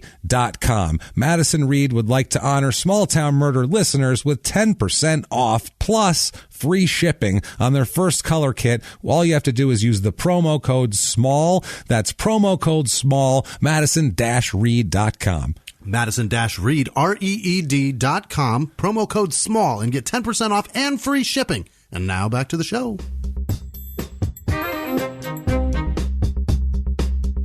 Anyway, so apparently at some point when the entire group is assembled, it's some sort of fucking weird, creepy family Voltron. Yeah. Once they're all assembled, they decide to confront Josephine about her rumor spreading. Yeah. They said, you said Kurt had you pregnant, didn't you? And she says, no, and I didn't. And they say, you're a liar. And she says, no, I'm not. And they go back and forth and have a big argument. And she, like a sane person, Josephine, says, you people are out of your fucking mind. Have a good one. Yeah. I'm taking off. Okay. See ya. She starts to head for the door. It's at that point that they do not let her leave. It's at this point where it turns into a Bronx Tale. Yeah. And they close the door and they say, now you just can't leave. Yeah. Now she's stuck in there. And this is when I've never heard of a family, number one. First of all, for any single male person to do this, I'd be like, what a fucking psychopath. But for a family of people to do this, including a mother, it's I don't even know what the fuck to say about this, but let's get into this. Edge of the seat. Okay. This is, everybody buckle up here. Okay. So they take her, they hold her against her will, okay, right away. They tell her that she can't leave. They make her sit down. Jesus Christ. Okay. They force her to remove all of her clothes, first of all, okay. Now this is also because he was pissed off. Curtis was pissed off about this rumor spread. Right. This is the motivation for this. That's the catalyst of this. Curtis is pissed off and the whole family's pissed for him. Okay. That's why this is happening. That's why a 29-year-old woman has already been kidnapped, now held against her will, and is now nude. Okay. I assume also against her will. Right. If she didn't want to be there, I can't imagine she wants to be there nude. Anywhere you don't want to be, you especially want clothes on if you're going to have to be there. It's very rare when you're like, I'm leaving. They're like, nope, and you're getting nude. You're like, now partying. Now we're talking. Now we're talking. Now this is a party. The only time that happens is if you were like out with a woman. Right. And you'd be like, well, I'm taking off. And she'd be like, no, stay and get nude. And you'd be like, all right. Well, that's never what mind. I was waiting on. The night has taken a turn. I guess I'm staying. I was clothed, and that's why I was leaving. That's why I was leaving. And now I'm not, so now I'll stay. I guess I'll stay if that's your request. But instead, this is not requested. This is forced. This poor woman. At that point, they force her. They hit her. They kick her. They generally rough her up a little bit, but that's nothing. Then it's some psychological torture, some physical torture. They force her to sign over the title of her car to them, which is why they were then trying to sell it later. So at this point, they're all in. They're like, fuck this. Not only are we mad at you for doing this and we're going to hit and kick you or whatever, or embarrass you in some crazy, sick, perverted, disgusting criminal way, but now we're also going to now start like, that's crazy to force a nude kidnapped person to sign over the title to their car is next level fucking crazy. And that's the difference between now and 1980 also, is that like if somebody was like, sign your title over to me, I'd be like, I got to pay the lien off first. Yeah, first of all, you have no idea what I owe on this. You want it? You really want that on your credit? Cool. 6 to 8 weeks before they get that sent over. It's fucking rock and roll. Because my payments, they're too high, if I'm being honest. You want to know what the insurance is on that fucking? Because I'm going to cancel is this you now? Because I'll cancel that shit tomorrow. I don't need this payment. Though, let's say it's paid off and you have the title. That's in like a lockbox or up in the top shelf of my closet. This was in her. Tucked away. She keeps the title to her car in her fucking glove box. It used to be, back in the day, they used to have to where you could sign it over on the back of the registration. Yeah. Remember that? So on the register. Okay. Remember that used to be a thing where you could do that. I know in New York it was a thing where it would be like a temporary, like that's how you would sign your car over. Would be so that's kind of the way it would work. Okay. So it was the registration. There was some piece of something I remember where the back. I remember my dad selling a car. Well, the title is like that. It might have been the title. Whatever the fuck it was, a piece of paper from the glove, apparently in the glove compartment. Yeah. So they force her to do that. They then hit her some more. They then, Jesus Christ, they shave her head at this point, which is okay. They shave her head. They spray paint her body from head to toe with black spray paint. So they forced her to strip, sign over her car, shave her head, and now they have. I just put it together. That's how that she got all black in that hole. That's how she got black in the hole. Yeah, she was spray painted black from head to toe, complete total body. What a weird thing to do. Yeah, well, that's you haven't heard anything yet. Okay. It gets not only weird but just fucking sadistic. They beat her some more, obviously, punch her a little bit, knock her around, kick her. This is fucking sick. They make her dunk her breasts in boiling water to hurt her also. To some sort of physical torment now that they've psychologically tormented her and beat her and everything else. And at that point, by the way, while this is going on, 2 different times in between all these activities, they have, Jesus Christ, they have forced her twice to perform oral sex on the dog. What? Twice. During this. Yeah. This twice. No. They were doing all this, and they're like, let's have her blow the dog again. This is like a really bad porn. Like, no. Now bring the dog in. Yeah, bring the dog in. Bring the dog in again. This has happened to a human being. This is horrific. This is like a bunch of people just with like bad ideas. Like this is like Wile E. Coyote fucking got mad because somebody said that he knocked her up. But how do you make So her he got do him in twice? and was doing Acme fucking stunt torture to her. This is ridiculous. What 12-year-old mind thinks of this? What kind of... This person's mother was there. Yeah. Curtis's mother was there. Yeah. His mother was like, make her blow the dog, then spray paint her. That'll teach her. Like, what the fuck is happening here? Or if Curtis had the idea first and she's like, that's my boy. I don't mean to put the onus on the mother or put him on the women, but that's Jesus bizarre. Christ, that's just bizarre that somebody's mother would be okay with their son doing that to any woman. You think they'd... I don't even know. I don't know what the fuck. Apparently, Leroy was the main... instigator in all this, is from what everybody says. He's the main instigator. But after all this takes place over 6 hours. Oh, Jesus. This isn't fast. No. This is a 6-hour process. This is them fucking with her, deciding what to do with this person on an hour-by-hour basis, and her, I'm sure, scared shitless about this whole thing and being just tortured to the whims of a bunch of lunatics. Yeah. This is crazy. It's escalating in level of mutilation and pain, of boiling water. Yeah. That's crazy. It goes from humiliation to actual pain, and then pain. And beatings also along the way during the whole thing. The physical, Jesus Christ. They asked Gaskill if anyone hit her so hard that she started to bleed, and he stated that Curtis Smith, quote, got up and just started swinging wild and hit her inside the head, and some blood trickled out the side of her head. He tried to say upside, and he said inside the head. Shit. Yeah, he said hit her up inside the head, or hit her inside the head. So apparently Curtis Smith, the one who's been so wronged. I mean, good Lord, honestly, how dare her have sex with somebody else? No, not only that, how she didn't even have sex with somebody else. Right. How dare her maybe tell someone mistakenly that he possibly impregnated her when I'm sure they were having unprotected sex. Right. So, God, I'm sure, you know what could have happened? She could have been a week late on her period. Yeah. She could have told her friend. She may have been panicked. I'm scared, I'm a week late. And she said, holy shit, do you know who, whatever? It's Curtis. I've been with Curtis, blah, blah, blah. And she's like, okay. And then she told her friend, hey, Curtis fucking knocked up Josephine. And next thing you know, in a small town, Curtis knocked up Josephine, and you're getting your head shaved and you're blowing a dog. This is fucking insane. With Krylon all just over you. Talk to people, and what the fuck, man? This is nuts. So apparently Curtis did that. He was the one who was really beating her pretty badly. Gaskill also described more blood. They would have to attempt to stop the bleeding because they cut her open. They attempted to stop the bleeding with a towel. Apparently, after 6 hours of abuse, and this is the worst.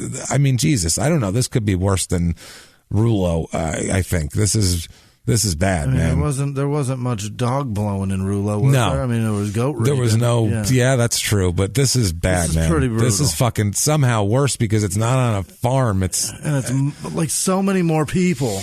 And it's his mother. Yeah. I don't know. I just feel like your mother should yell at you for disrespect. Like if I came up with the idea to do anything near this in front of my mother or my grandmother, they would beat the shit out of me for this. When they said, "What the hell is wrong with you? Be nice to women? Are you crazy? There's no way." If I sprayed spray paint near a woman, my mom God. would be like, "You could get it in her eye." Oh, forget it. I would be over. It would be over. What is wrong with you?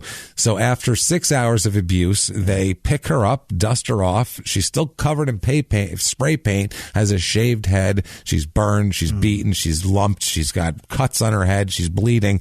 They dress her. They help her get dressed because she needed help because she was in such pain from being beat on. They help her put her clothes on, and they tell her, "We're going to take you to the bus station now."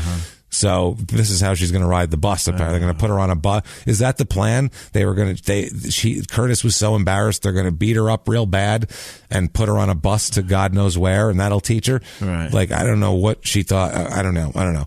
But instead, Gaskill. Now they leave the women behind at the apartment.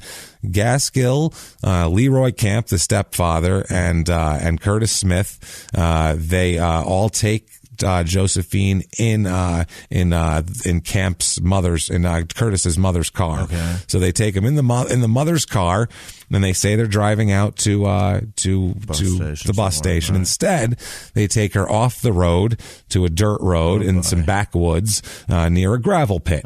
And Gaskill, of course, to the police, he says, "No, I don't know what was. I fell asleep along the way." Of course, because isn't it funny how all these stories, like they always just fall asleep in the middle of this horrific thing that they're doing. So they got to detach themselves from the horrible part. Yeah, well, they have to tell the police, "Look, I mean, I didn't do the bad part, obviously, but I was there enough to tell you that, because I was there and try to get away with it." So he said he fell asleep along the way, so he didn't recall exactly where they stopped, but he did admit that shovels were put in the car before they left the house. So if you're putting shovels in the car, you're probably not going to the bus station. No. We'll put it that way. He said, quote, "It was mentioned, or it was not mentioned. Nobody mentioned it, but he had an idea that they were possibly going to kill her by, the fact that they've gone too far to turn back and they put shovels in the car." So only fucking genius to deduce that. Good job, Gaskill. You are a sharp. Don't let anybody ever tell you that this family's inbred of any kind. They're very sharp. They stop the car. Gaskill says that Curtis Smith and Leroy Camp took Josephine out into the woods and out of his sight, obviously. Right. He said that when they returned to the car without her sometime later, Gaskill was told to help them dig a hole. Which is a bad sign. Well, again, we got to get down to the bus stop. Yeah, we're going to the bus stop. So what I like to do before I take anyone to, like, if someone needs a ride to the airport, I stop and dig a hole along the way. I mean, it's good luck and safe travels. I feel like it's just a weird superstition I have. Maybe it's an Italian thing. I don't know. It's a shortcut to the terminal. It's a shortcut. You bypass all security. We're going to go underneath. Shit. Yeah, we can put you right out by the stairs of the plane. There, you pop right up. So instead, Gaskill's told to dig a hole, help dig a hole. He described them saying they said they were digging what he believed to be a, quote, grave hole, which is yes. You could have left hole out of that. Just a grave. That's what I mean. A grave hole. This guy, I love the way this Gaskill speaks. Like, you can tell he's a fucking moron by the way he speaks. I pictured 100% Sling Blade Billy Bob Thornton here. Just, he said they were going to dig a grave hole. We going to dig a grave hole. Mm-hmm. Goddamn hole. Goddamn grave hole. A hole or a grave. One of the two. Two words that are the same thing. Either one of them. If there's a corpse and you're going to dig a grave or a hole, we understand what's going to happen. We know what's going in it. We done dug us a grave hole because he had her pregnant. So Gaskill said, quote, "She was bleeding. She looked pretty bad." This is when he went back there. By the way, when they went back to dig the hole, she was still alive. She was in the woods, but still alive when they went to dig the hole. We'll find out what happened here. Did she watch him dig it? Oh, we'll find out. Don't worry. They stopped outside to discuss what to do with her, and Leroy was the one that said, quote, "We can't let her go." At this point. So, and then Gaskill told the police, quote, when Leroy said that, Gaskill said, quote, "I didn't answer. I had an idea what he meant, that he wanted to kill her." An idea. an idea. I figured, we couldn't let her go. Maybe we was going to pay her to be an on-site, like a nanny type. Hang on to her forever. You ever seen Mr. Belvedere? Right. Kind of like that. Just live in the house and cook and clean and kind of take care of whoever comes by. On her ball bag all the time. Just make us a better family all together, sitting on his balls. So Gaskill said he returned to the car and he said he heard but didn't see Camp and Smith dragging what he believed to be the victim's body into the hole. On the way home, no mention was made of the killing, Gaskill says, except that Curtis Smith said, quote, "I know that she won't ever fuck me over again."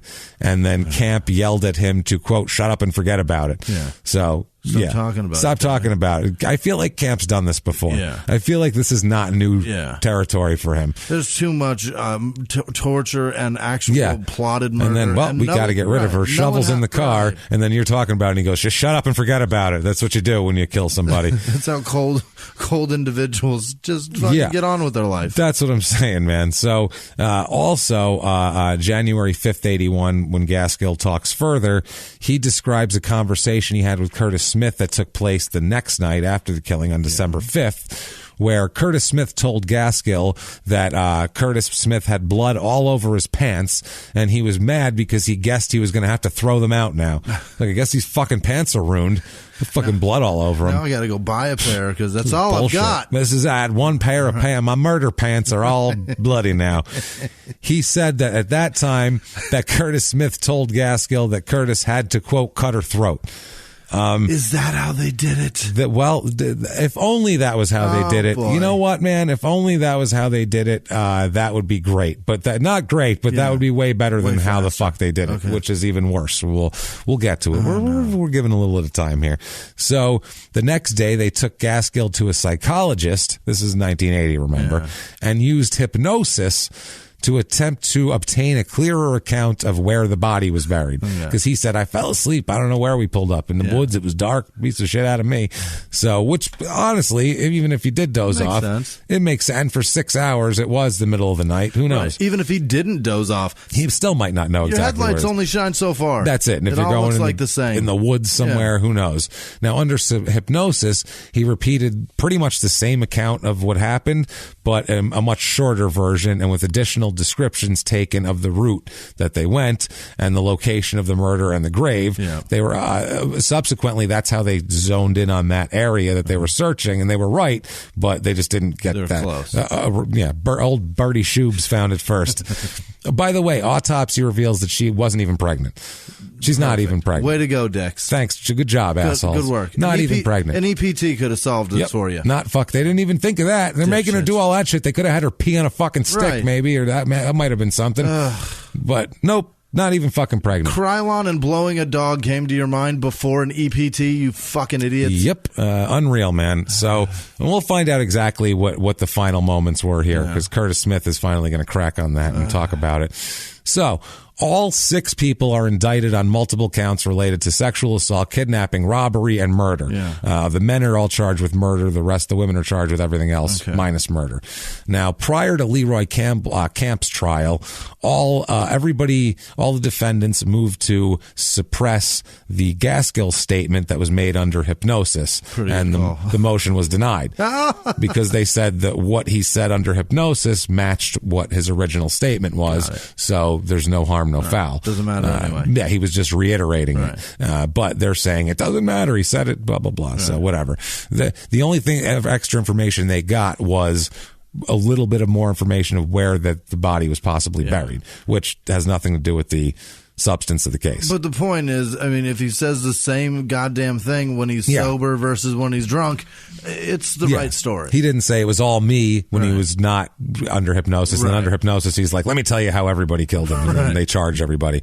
So Camp is put on trial for murder, kidnapping, sexual assault, and a host of other fun shit, obviously. After a 6-week trial, Camp is found guilty of murder and multiple other shit, obviously. Now, what comes out in court, because Leroy Camp ends up, for a sentencing thing, he ends up giving a little plea. Sure. So Leroy, he says, Gaskill, Kurt Smith, and Leroy Camp drove Trombetta to a wooded area near Cape May County, village of Goshen in Middle Township, and they killed her. Listen to what they fucking did. Oh, they brought her back there. They buried her alive. Okay? They buried her alive. This is fucking insane. Buried her alive. They had stabbed her a couple times. Yeah. Not dead by any stretch of the imagination. Yeah. Buried her alive. Went back out. Got dipshit Gaskill there and said, hey, let's dig a hole here. Right. Went back, dug a better hole, dug her back up. Oh, my God. Dug her back up, still alive. Oh, no. Still alive.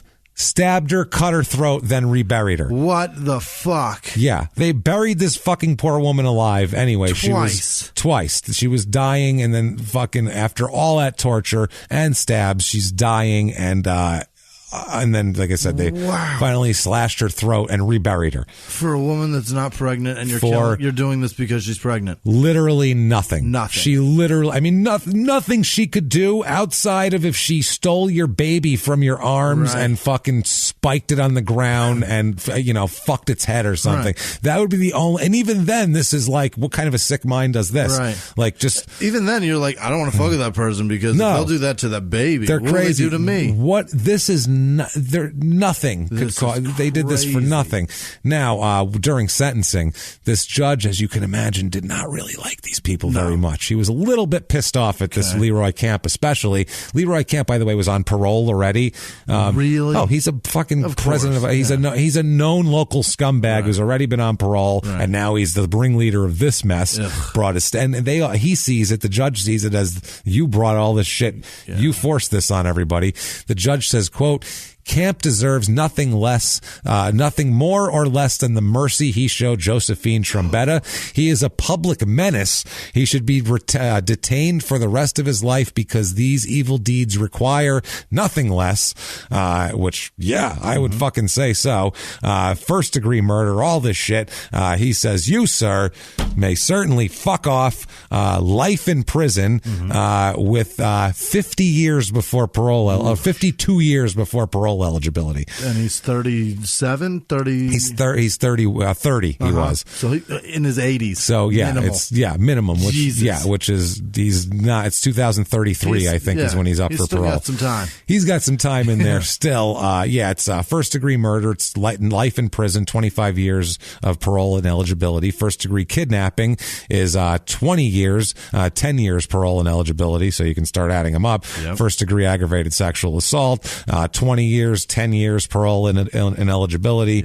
Yep. Second degree robbery, 5 years, 2 years parole for the car, 2 for stealing her Trombetta's car. Yep. Absolutely. Aggravated assault is 10 years, 5 years parole ineligibility. Everything is imposed consecutive. Oh, damn. And also they tack on a little more for his parole violation that he was there for begin with. So they fucking bang her good, bang this guy good on this shit, which is good. If anybody fucking deserves it, it's this asshole. Also, at all this time, he's there. After this, the other co-defendants, all 5 of them, end up entering guilty pleas. Yeah. Because they see what he got, and the prosecutor's like, you guys want 50 years, no parole? And they're all like, maybe let's talk about it. Let's see. Now, can we go with 30? Maybe 30's better. That seems more reasonable. It's so much time. It's so much. 50. Imagine 50. Imagine if you're 30 and they go 52 years, no parole. And in 52 years, you don't know if they're going to parole you. Yeah. I just read what happened. If you're a parole board person and you read the person in front of you on his first parole board, that's what he did. Nope. I'm not sure. I don't care if he's 102. Never mind 82. I don't think he's getting out. I think I'm going, you know what? That's fucked up, man. You made her blow the dog? Right. Seriously? The rest wasn't enough, you piece of shit? Manson died in prison. He didn't kill a single soul. That's what I mean. This guy participated fucking hard. Holy shit. This guy was like a Nike commercial. He was going after it. He doesn't give a shit. He's following a dream. Yeah, he's following a dream. He's just doing it. He's like Gatorade. It's pouring out of his, there's orange pouring out of his pores. Evil coming out. Jesus. So the woman defendants did not plead guilty to murder, but they did admit to the assault on them, and they pled guilty. Eventually, Curtis Smith pled guilty to murder, kidnapping, sexual assault, and robbery, and was sentenced to 25 years of no parole. Yeah. So he's fucked too. Is that 25 to life? It's life with 25 years minimum. Okay. No parole for 25. Got it. May 28th, 81, Alberta Westcott. She pleads guilty to the charges against her. During her court appearance, she told how she said that she had to describe in detail about how they cut her hair and spray painted her and beat her and made her blow the dog and all this type of shit. She's indicted on everything except for murder there, obviously. Now, Curtis, at his plea hearing, Curtis Smith, the guy who this whole bullshit stemmed from, this fucking idiot whose reputation was so sterling that, God forbid, somebody say that he had her pregnant. It's time to fucking pay. Meanwhile, when your reputation is that sterling, that you're such a great person, sterling? Right? My point is, what is he, the pastor? Who cares? He's a 20-year-old kid. Wouldn't it be great to be that person that somebody's proud to be telling people? When I got Lisa pregnant twice, the telling people was the last thing we wanted to do. Yeah. We were not proud of ourselves.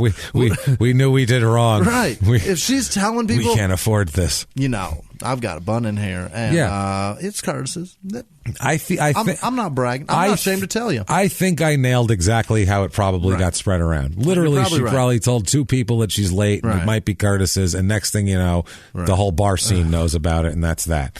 So at Curtis's plea hearing, because he's got to do the same thing. Everybody's got to give the whole allocution. Everybody's got to give long, factual, detailed, and it's all got to match up. Sure. You pretty much have to go over it ahead of time to make sure that it's correct. Otherwise they'll say, oh, no, that doesn't match up with this person's thing. You actually did this. Right. Get that shit right. He describes his role in the murder as this. He admitted to striking her beforehand in the apartment so hard that she began to bleed in several places. He hit her so hard that he broke his knuckle on her head. Oh, Jesus. That's fucking hard. Yeah. I've been in fights and I've punched a lot of shit and I've never broken my fucking knuckle. I've hit a locker. I've hit a wall. I've hit fucking studs. I've hit drywall, not just a handsome man. I've hit faces. I've hit things, and I've never fucking once broken a knuckle. So that's hard. Like the boxer's fracture? You never gotten that one? If I didn't fucking do anything about it. If I did, I fucked my hand up. Yeah. Good, but I never actually fixed it. I've had that shit hurts. Oh, it hurts. Yeah, it hurts. It'll fuck you up. No matter what you're hitting, it hurts. It hurts. But I've never blown up a hand either. I've never broken anything. He broke a knuckle on this poor woman's head. He said that he had to testify because based on everybody else's, he had no choice. He couldn't make anything up now. No. He said that he was the one who killed her. Mm-hmm. He said that he stabbed her the first time, and then he stabbed her the first time and left her there. And he described how when they returned to drag her to her final grave, that she was making gurgling sounds. Oh, no. And that he was annoyed by that. Ugh. So he stabbed her and cut her throat 3 times. Just to make sure she shut the fuck up and stopped gurgling and, Jesus, I'm trying to bury you alive. Can you shut the fuck up? Keep it down. Good God. I mean, I just got home from work. I'm trying to bury you alive. Right. What a complete piece of shit. You're running your mouth about being pregnant when you're alive. You won't shut the fuck up when you're dying. So, lots of compassion from this guy. Just a family full of compassion. I don't know. You go, how can a person be a monster like this? And then you go, well, look, his mother's participating and married this other monster. Right. So I get it. Yeah. He's 20. He's 20. This guy is 20 fucking years old. And his 19-year-old fucking sister was there who was like, this is normal. Here we go. Yeah. Not, oh my God, Mom, please stop killing a woman. Jesus. So yeah, he was the last of, Kurt Smith was the last of everybody to plead and be charged because he was the main culprit. He pleads guilty to charges of murder, kidnapping, aggravated sexual assault, robbery, aggravated assault, all of those. He gets the Mount Rushmore. He gets it all. Murder, rape, robbery, and assault, baby. It's all right there. He said the judge here, and again, this judge is just going off on one because he got to say, you're the biggest piece of shit I ever saw at a camp. And now now he says to O'Neill, this is a definite fuck off here, or O'Neill's the guy's name. This is what he says to Kurt Smith. He says, quote, "This is the most cruel and depraved crime I've ever been involved with. It seemed almost cult-like. You, sir, may fuck off. Life on life, no parole, 25 years. Wow. Get the fuck out of here." Yeah. So no parole. And we'll talk about his parole because think about it, that's 1981. Oh, good Christ. So yeah, that's whenever we do these older cases, we go, ooh, these guys could be out. So we'll talk about that in a minute. Camp appeals. Yeah. Leroy Camp, by the way. He appeals that's on some bullshit. Yeah, that's some bullshit to appeal. Oof, man. After that? Yeah, he appealed in February of 1982. Oh, Jesus Christ, it's ridiculous. He pursues this in 82 and nothing comes of it. That's just his first appeal, and they dismissed that pretty quickly. Also, 1993, a federal court dismissed Camp's petition for a writ of habeas corpus. And in 2000, a federal court dismissed a second petition for a writ of habeas corpus. So it took him another 7 years to get another one together. Good. And they said, take a fucking hike. But 2007, Leroy Camp appealing again. This time he's got his shit together a little bit. He's got quite the argument here. Mm-hmm. He says he's got several points we'll go over. He says the lower court erred in denying the petition of the first one because it was for ineffective assistance of counsel. He said the trial counsel failed to investigate and call key defense witnesses. Yeah. You admitted what you did, dude. Not only that, other people in the crime said, yeah, Leroy told me to kill her. Like, what witness is going to be there? Somebody's standing there going, I was there. He was begging him not to do it. Right. And they fucking knocked him down. No, they knocked the head of the biker gang down and said, get away from us, Leroy. You fucking queer. Go on over there. Go on, Leroy. They screamed down the rodent. Yeah, no, they didn't scream down the rodent and call him fucking slurs, I don't think at all. So, yeah. Also, trial counsel failed to conduct an adequate pretrial investigation of Gaskell's vehicle, because they're saying that it was all Gaskell took her in his vehicle, and this had nothing to do with Camp, and he wasn't even there, even though he said in court that he was there in a big long allocution. So, yeah, trial counsel deprived Camp of his right to testify, even though, gosh darn it, he was fired up, ready to tell his side of the story, because that's what you want, the president of a biker gang to get up and say how even though everyone involved says he was the ringleader, he had nothing to fucking do with it. Rodent. So, should I call you Leroy or the rodent? I think right then you're over with in 1981 in a jury trial. Done. It's fascinating that a rat is a rodent, and you've told us everything, sir. And now you're trying to scurry. Well, it sounds like he's scared to death of what's about to happen to him in prison. It seems like it. But he's been in prison for 27 years. If he's a fucking biker gang guy, he'll probably find friends, I would imagine. Probably. I don't know. I don't know if this is considered... I have no idea. This doesn't sound honorable by any stretch in prison terms. No. I would think not. No. I would fucking hope not. No. What the fuck? No criminal is going to look upon this. I get that it's prison, but I would hope there's some sort of fucking code that says this isn't correct. There is certainly honor amongst thieves. If this woman killed your grandma or something, they might be like, yeah, get that. Way to go. But no, even then they'd be like, it's a little over the top. Right. Hey, listen, I get that we're all in prison here, but there's a little much. That's all I'm going to say. Now, I'm not going to break your balls about it. I'm just saying. If he did this to a cop because a cop gave him a ticket, they'd be like, you are a hero, sir. Yeah. I'm just saying, don't put your tray next to my own reading lounge. That's all I'm saying. Keep your shit on the other side of the I got a reputation to uphold. You know what I mean? I can't have people going around telling people I had them pregnant. You know what I'm saying? What do you say? Eat the fuck over there. What do you say? Over there. Jesus Christ, man.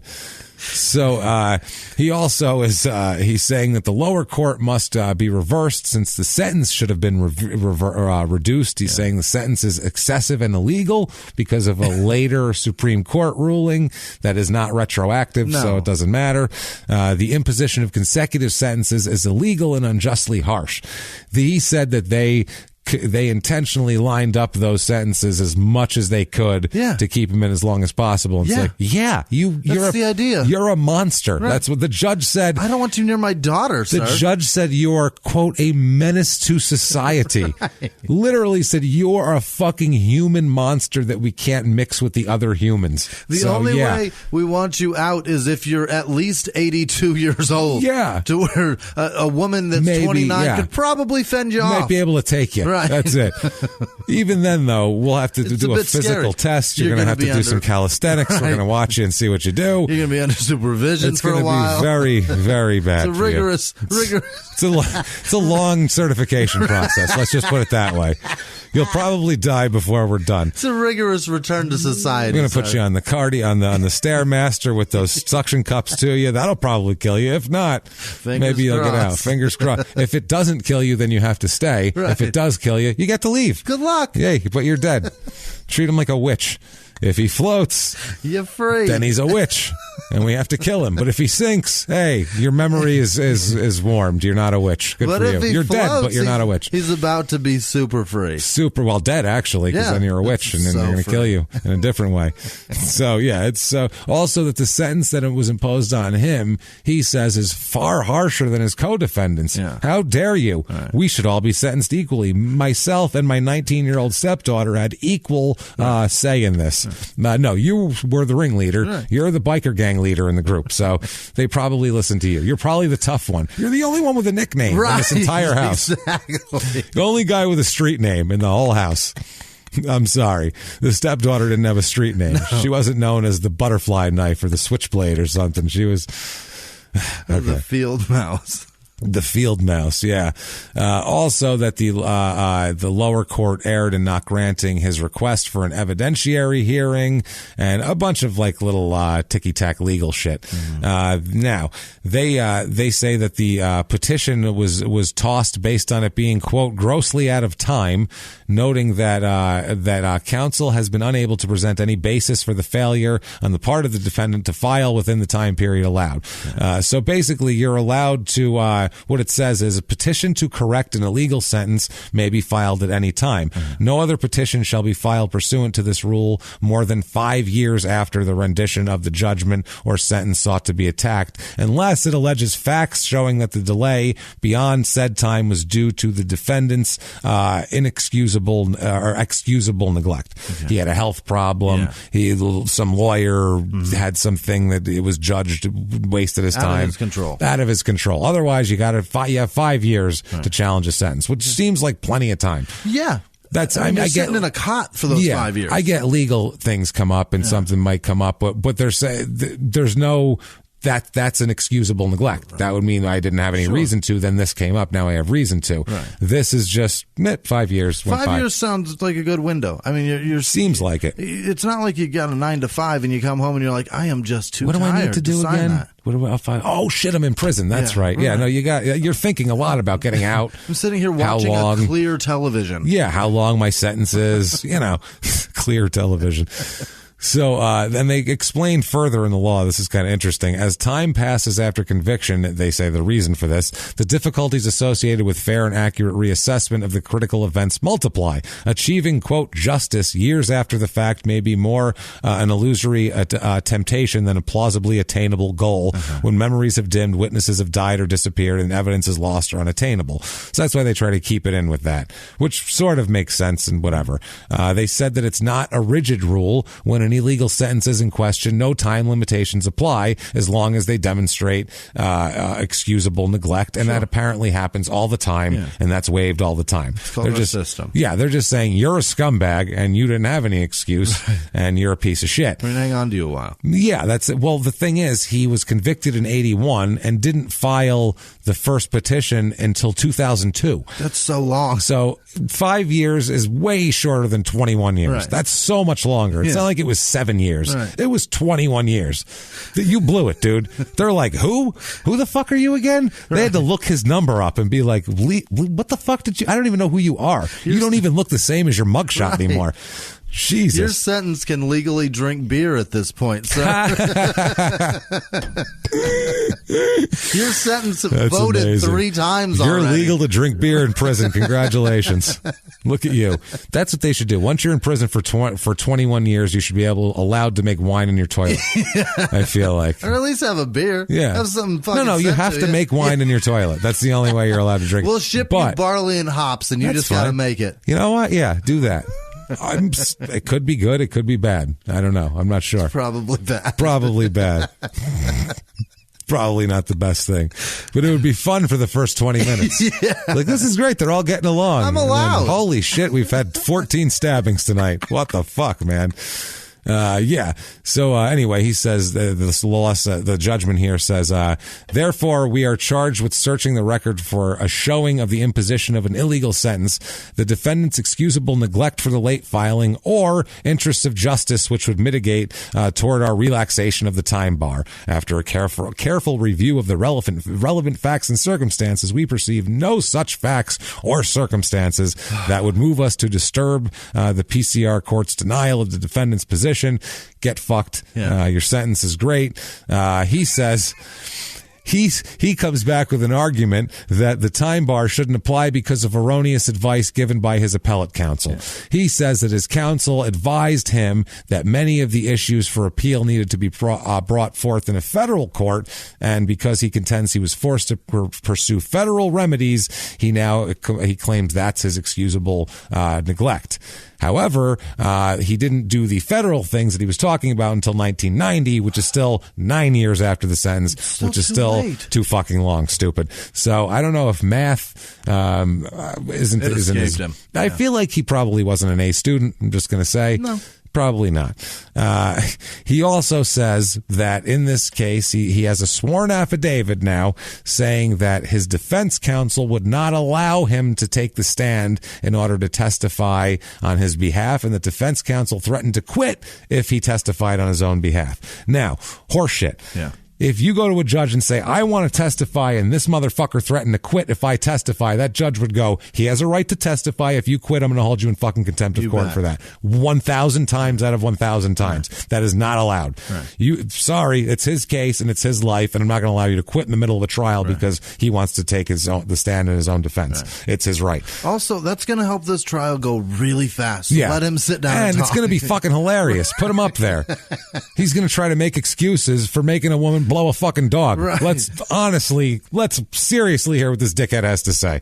So it's an interesting color that they chose to paint her too. Yeah, I'm fascinated. I think that's all they had. You think that's what it is, or do you think they meant to racially dehumanize her or something, try to make jokes? I don't know if they were. I don't know how. They seem such scumbaggy pieces of shit. They're probably racist, I'm sure, but I feel like they get some paint. What do we got? And he's like, I got some black Krylon. They're like, fuck, that'll good do. enough. Yeah, they were. I was painting that black frame that I stole off the neighbor's porch the other day. Remember the wrought iron fence was rusty? Yeah, so it ain't was no just more. The tip. I got a lot of paint left. Tons of it. So he says it says in here the judgment, our state Supreme Court has recognized that the right to testify is essential to state-based concept of due process of law, which guarantees fair and impartial trial.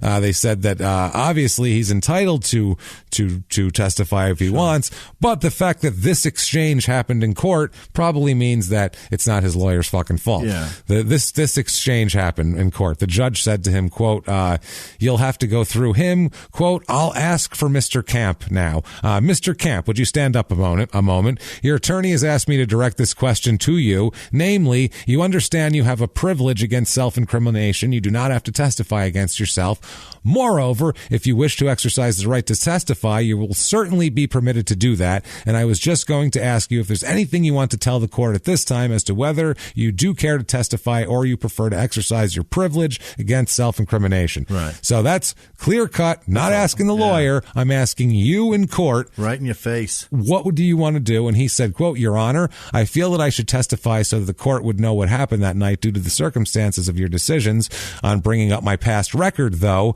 I feel it would be prejudiced to the jury, and it would just make things a lot worse than what the witnesses already said and some of their lies that they said, all right? So he said, I wanted to say my piece, but then my character shit comes up, and they're just going to bring up a whole bunch of other rapes and shit that I did in the past, and it kind of looks bad if you put it out in like a trial type setting. It looks bad. You just lay it out in the light of day. If we're sitting around having a couple beers around the bonfire or something, it don't sound that bad. In context, it's great. It sounds kind of fun, actually. It's going on a run. Bad read here in the daytime with the ladies present. You know how that goes. It just doesn't sound good. It's like reading stand-up. Like you read somebody's act. It's not that good. Not so funny. It's the context. It's everything. The judge said, well, you certainly have a right to do that, and if you're prepared to do that, we'll proceed because we have the jury here. And then they took a recess, and the defense attorney said, Judge, I think he said he didn't want to testify. And Mr. Camp, Leroy says no because of those reasons. Yeah. So he says, I don't. The judge says, well, you see, I can't be your lawyer. You're going to have to decide whether it's in your interest and talk it over with your attorney to testify or not. He won't get it through his head. He doesn't want to testify. The defense attorney says, Judge, I think what he says is he wanted to testify, but because of your Honor's ruling that the convictions could come up as past bad deeds, he does not want to testify. Court says, okay, is that right, Mr. Camp? And Leroy says, yes. Done. You didn't want to fucking testify. Done. Lawyer, nothing to do with it. Between you and the fucking judge.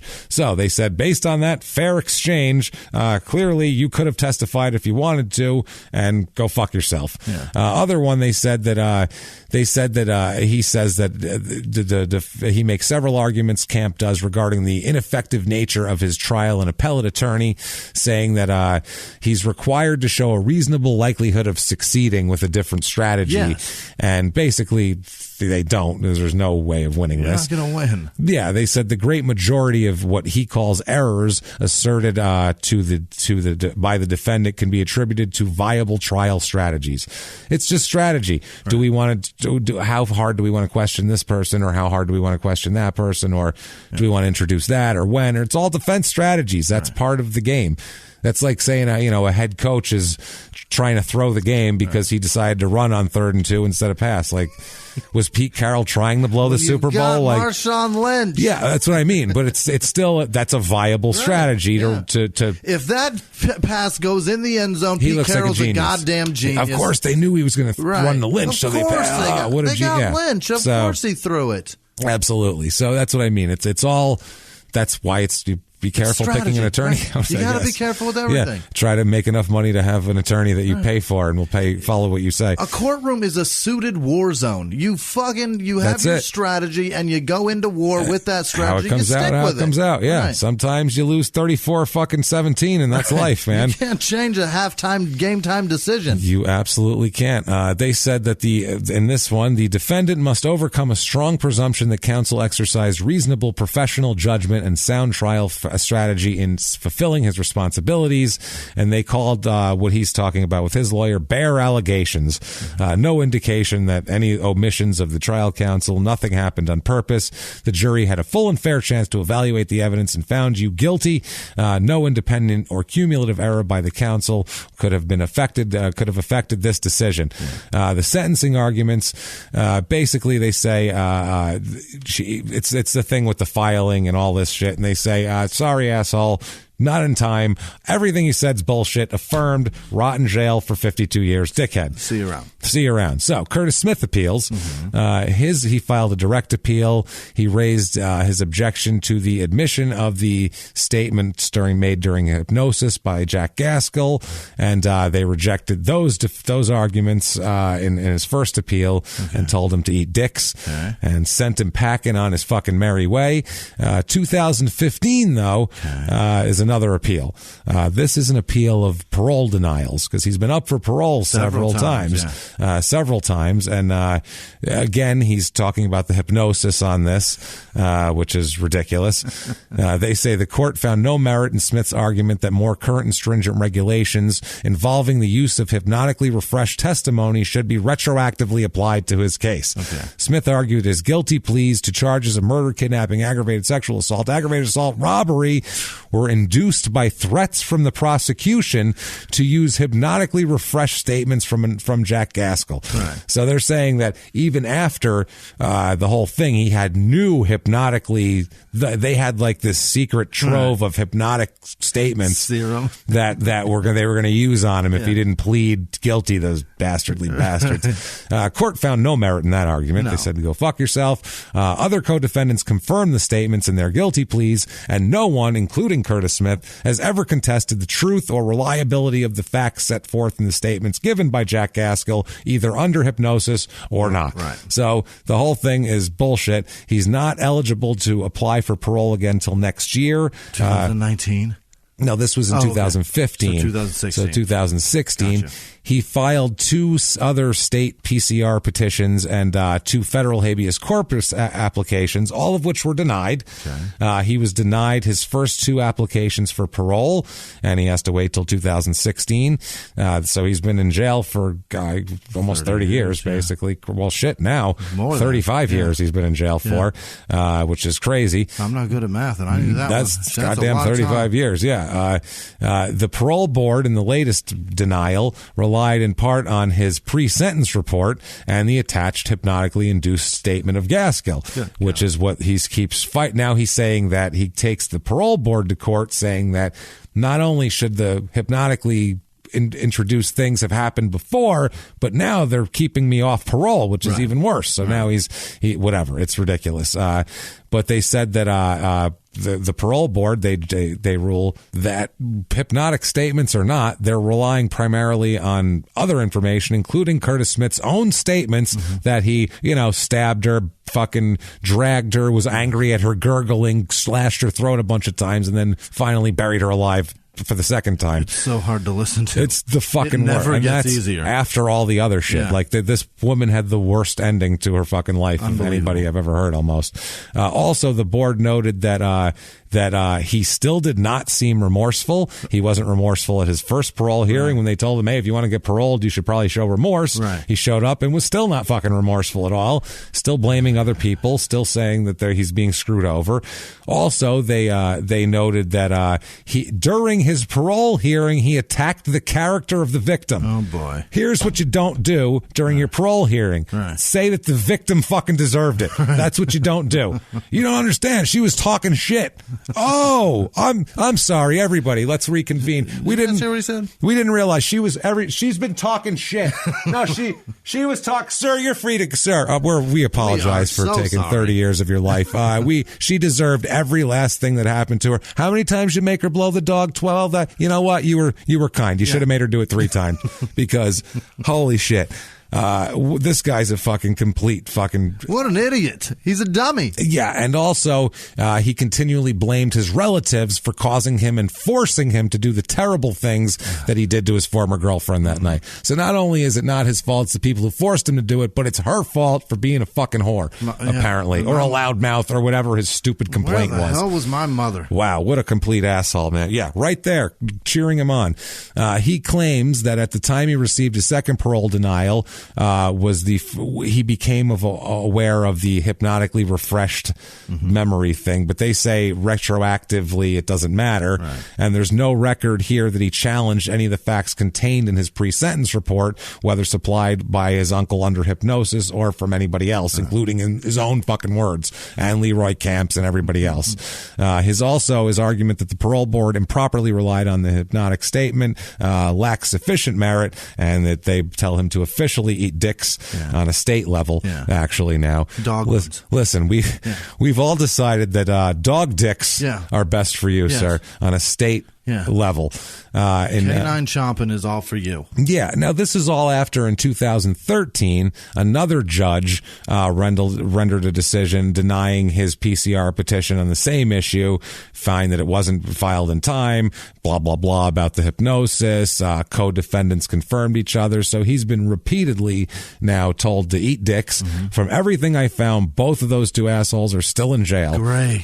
From what I know, I'm not sure about Gaskill. I couldn't find out about Gaskill, and I assume the women are out by now because they got 25 years. So even if they did the whole the whole thing. They're still out. They were out in 06. They're out in 06. So they're all out, but I don't think they're the dangerous ones. No. I'm going to say that as long as Leroy Camp and this piece of shit are away, it's probably for the best. And I would hope that Gaskill too. Registered sex offenders wherever they're at. Oh, fuck yeah. Fuck yeah. No, that was hardcore sexual assault and aggravated sexual assault. They're 100% sex offenders. They're on the radar. I hope that you get flyers about these people coming to your goddamn door, even if they don't live near you. Yeah. Just, hey, these people exist. Right. Listen to what they did. I want that in the mail. There's just a link to this episode.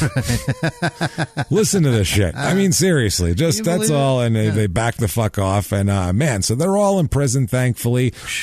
Poor Josephine Trombetta. I don't think I've heard of a worse fate for it's hard to think of a person. That's somebody. It's horrific. I mean, she thought she was just going over for a drink with her on again, off again boyfriend, and then this all happens. And she chose to get out of there, and then they wouldn't let her. And she had to feel somewhat safe, feeling that his mother was there, his younger sister was there. The rodent was there. The rodent's there. It's party time. Yeah. So, I mean, he's like Captain Kangaroo, New Jersey version.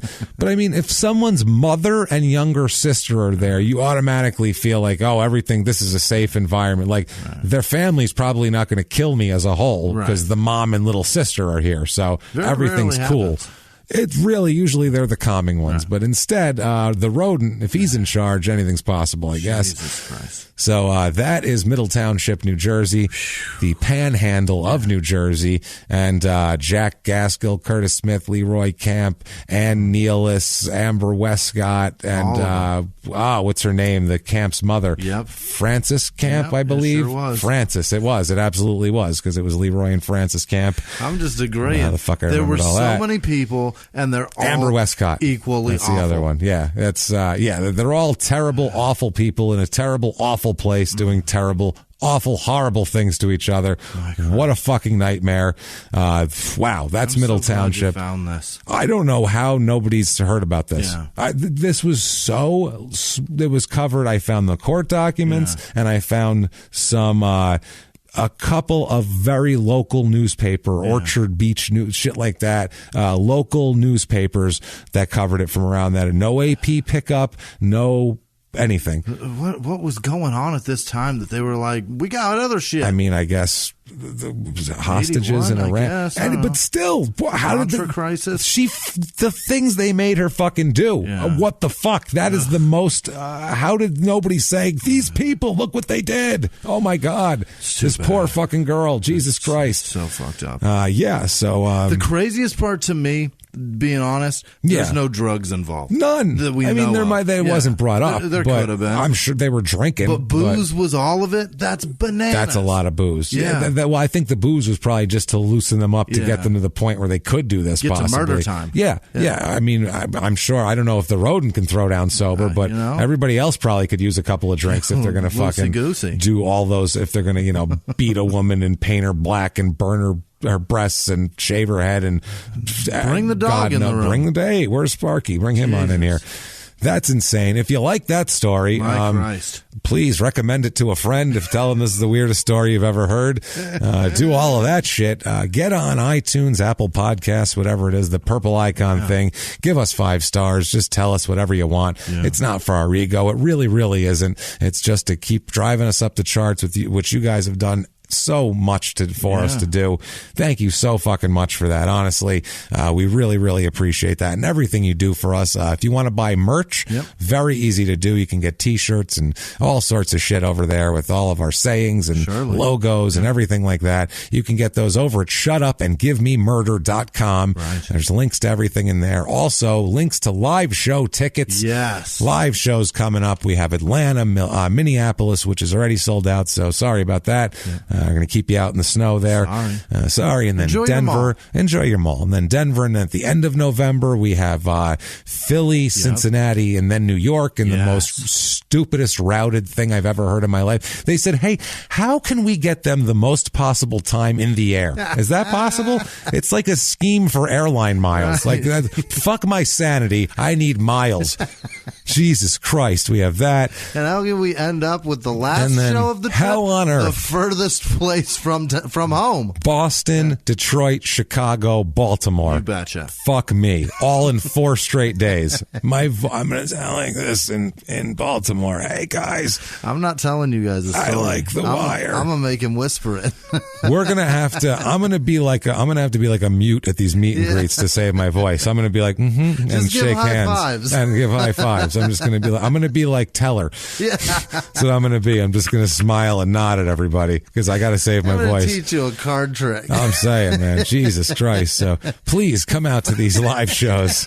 Pull an ace of spades out of somebody's mom's asshole. See us do magic. Fucking magic. And honestly, guys, if you haven't been to a live show, just go on social media and ask people, just go in one of these groups, say who's been to a live show, and just let them tell you, because we feel like dicks. We don't want to tell you. We feel like dicks saying that it's the best fucking comedy show you're going to see, and you have seen, and you've never laughed that hard at a stand-up show. I goddamn promise you that. And we feel like dicks saying that, but it's true. It's fun. We throw down at these live shows, and it's just a lot. It's this plus the energy of being live plus visuals, which is a whole other level when we do the visuals. The visuals, the rodent? Yeah, that's what I mean. The visuals are a whole other level. Not only do you see that too, we throw in, believe me, it's fun. I'm a crafty fuck with these things.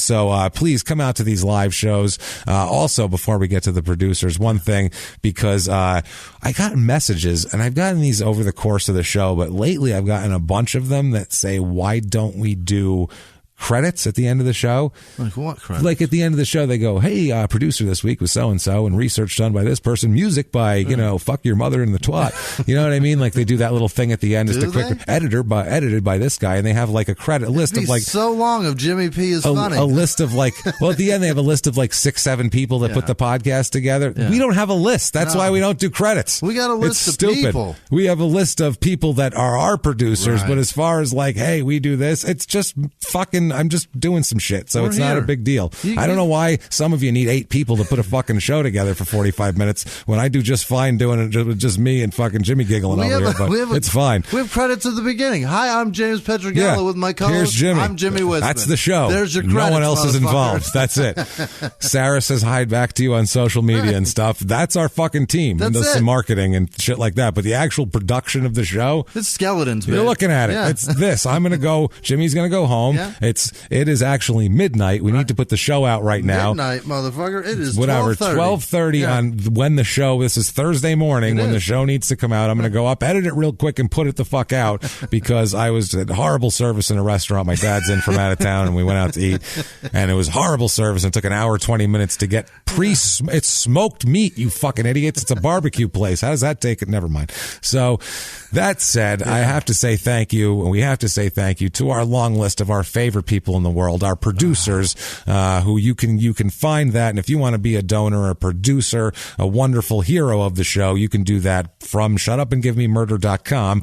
There's links there that will take you to patreon.com/crime and sports, and also over to PayPal. Use our email address, crimeandsports@gmail.com, and you can make a one-time donation there. You want to get a hold of us, you can do that at crimeandsports@gmail.com, at Small Town Murder on Instagram, at Murder Small on Twitter, Small Town Pod on Facebook. And Jimmy, I need to hear, after that horrible story, I need to hear something that's going to cheer me up, like the list of my favorite goddamn people on earth. Hit me with it like a fucking lightning bolt, Jimmy Whisman. This week's executive producers are Kenneth Meinhardt, Michael Kennedy, who donated twice this week. Thank you so much, man. Mike. Nicholas Levitt, Eva Tarowska, who moved back to England, but thank you so much, Eva. Gave up on us? Her work visa expired. Shit. Well, we're sorry to lose you. Thank you very much. Cheryl L. Wright, Caitlin Stupik, Denise Herdman, Maria Martinez, and Chrissy-Ann Castaldi. Thank you guys. Thank you guys so much. Chrissy-Ann comes through all the fucking time. You guys are fucking heroes. Thank you. Really. Sheldon Murphy, Tyler Atkinson in San Francisco. That was the fellow that we helped on stage. Man. Cool dude. Yeah, dude was great. Nice hanging with that guy, hero. Man. Yeah, dude. Good dude. Don't fucking run off next time. Dude, that is the bravest man I've ever seen. I know truly blind people don't give a shit because they're like, dude, this is what we do. Right. But for people like us that are, fucking scared of the world anyway. Right. This guy goes out by himself, don't give a fuck, going to do my shit, not going to mess up my world. Awesome dude, man. Unbelievable. Just, we respect the hell out of you, bro. Keep going, Tyler. I know you deal and you battle and you're a fucking good kid. Thank you. Brendan Abels, Jesse Hartman, Hunter Perry, Sugarfoot's Cupcakes. Not sure Brendan what they Abels are. is that teenager too, right? That teenage kid? Yes. Yeah. I think so. Yeah, he's a teenager. He's a good kid. Thanks for Brendan. That, man. Appreciate it. Stephanie Ponchett, Samantha Bonezar. She's the czar of the bone. Oh, thank you, Samantha. Thank you, David Renazzi, for all of your contributions. Rob Madursky. That's the dude that was in Detroit, I think, with his daughter. I can't. Maybe it was New York. Maybe it was Chicago. I get confused on cities. It was in the Midwest or New York. I remember it was cold there. New York. It was chilly out. We know that much. David Clark, Eric Langenecker, Karen Lambiasi. That's the one that brought us the sweets. Thank San Francisco. Thank you. That was so cool. Jessica Schaefer, Andrew Cordovis, Timothy Jenkins, Corey Braux, who is the president of the Lino Lakes Pronunciation Committee. Hey, very nice. He wants to always remind you that. Oh, thank you. Because Corey's a dick. We need him. I like it, Corey. Tess Garcia, not Dick, but you know what I mean. Yeah. No, you like Dick too. Just move on. Tess Garcia, Reagan Shalkley, Martina Lee Luonga. Nice to see her again too. Thanks, Martina.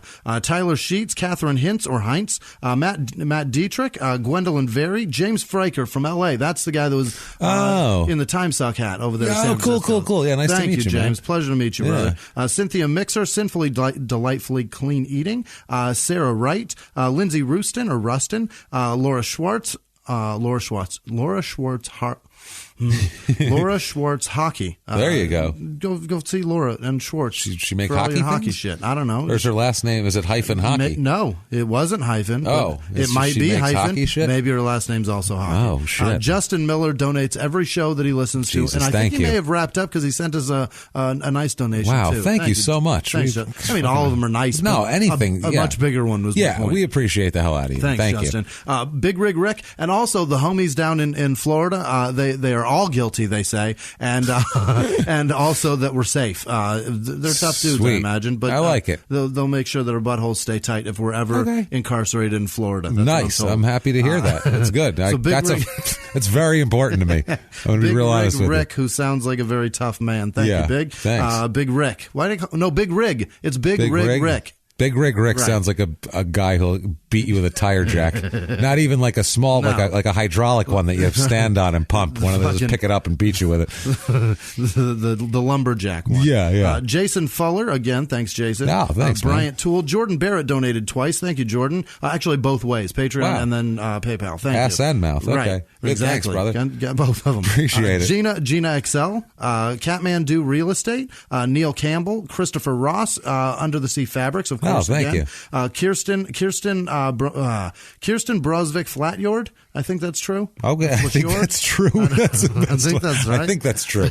Laura Ashton, Kyle Knapp, Rika Deo, Rika, Rikka. Rika? It's Rika, right? Sure. Deo. Ricka. It's a tough one. Jason Miller, not the Jason Miller who's in trouble, by the way. No, not that Jason guy. Mayhem's going back to jail. Yeah. Fucking dipshit. Yeah, of course he is. Maria Taylor, Megan Simmons, Megan Simmons, Jen Gross, Alice, Alys, I think. David Clark, Kayla Pentecost, Devin. It's Devin Merriman, Drew Mannery. Is that a man boob? A mannery? Mannery? No, it's mannery for sure. Oh, yeah, maybe. That'd be mammery. Mannery. Man-Marie.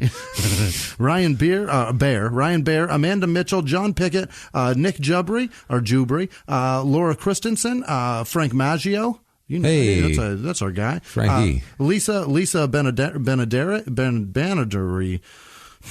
Lisa, thank you. Thank Kim you, Owens, Lisa. Kim Owens Goldstein, Callie Ander, Dana Papalia. Jesus Christ, that's tough. I'm gonna roll today. Amy Williams, Tony Noune. Noun, eh? It's a noun, eh? Noun, eh? Matthew Pauk, Scott Dawson, and Christine Stange. It's not strange, it's Stange. Stange. Thank you guys so much. We can't do this shit without you. Thank you so much. Honestly, guys, we're blown away by your support. It really is. And we're just so happy. Thank you. We're making program note. We're going to be making a network change at the beginning of the year. So we want to tell everybody that ahead of time now in case they catch up later. Or they could be listening to this in January or February. So as of January 1st, we're going to be making a network change. It will still be on all the same platforms and all. Change nothing. But if for like 2 days, if we don't show up on Spotify, don't lose your fucking minds. We'll be back. We'll be on there. It's just a transition. We're transitioning to another network that's way. It's going to be a good move for us and everything. And it's helpful and it's all a good thing. So no worries there. But just to let you guys know technically and. Man, it's been a lot of fun this week. And Jimmy, what if they want to tell you how fun it's been for them? How can they do it? You can find me at Whisman Sucks, WHISMAN Sucks on Twitter, Instagram, Snapchat. And thank you guys for being involved. Having you guys around is it's really, it makes the show much better. Just having an audience, obviously. Absolutely. But people that are involved is fantastic. Especially when you give a shit. Yeah, no doubt. Amazing. And Tim and Scott and Billy, I work with the fellas. Oh, cool. And they are amazing men that didn't tell me they were coming to the show, but they found their way out there. Fuck yeah. Thanks for coming, guys. And they do. Did I get to meet them? I believe you did. Okay, I hope so. Well, thanks if I did. So. Yeah. They're great dudes. Met a lot of great people. And thank really you guys fun. all for coming to the shows. These live shows don't happen without you guys. Yeah, this is it, man. Obviously, it's a really shit show without an audience. And when you guys are there, it's not a shit show. No, we'll have a ball alone. It's a great we don't show. care. Yeah. We don't give a shit. We do it right now. We just did it right now. Yeah, we just did it. It was great. But the energy with you guys there is mind-boggling. Yeah. So we just love it. And everybody leaves with a smile on their face. And if they don't, that shit's on them because we had a good fucking time. You guys kick it up a notch like crazy, and we appreciate it. Where can they tell you how much you kick it up a notch? You can do that very easily at Jimmy P is Funny. You can find me or just copy and paste my last name from the show description. Don't be a hero. You can't spell it. No. So don't even fucking try. That said, credits on the show. I did a bunch of shit and so did Jimmy. So here we are. Till next week, everybody. It's been our pleasure. Bye.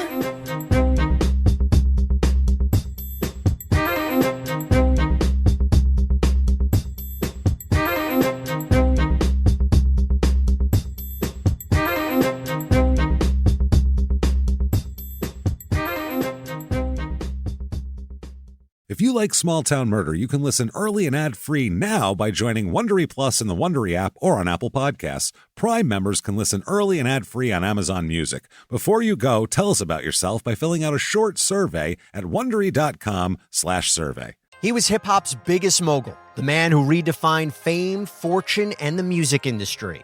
The first male rapper to be honored on the Hollywood Walk of Fame, Sean Diddy Combs.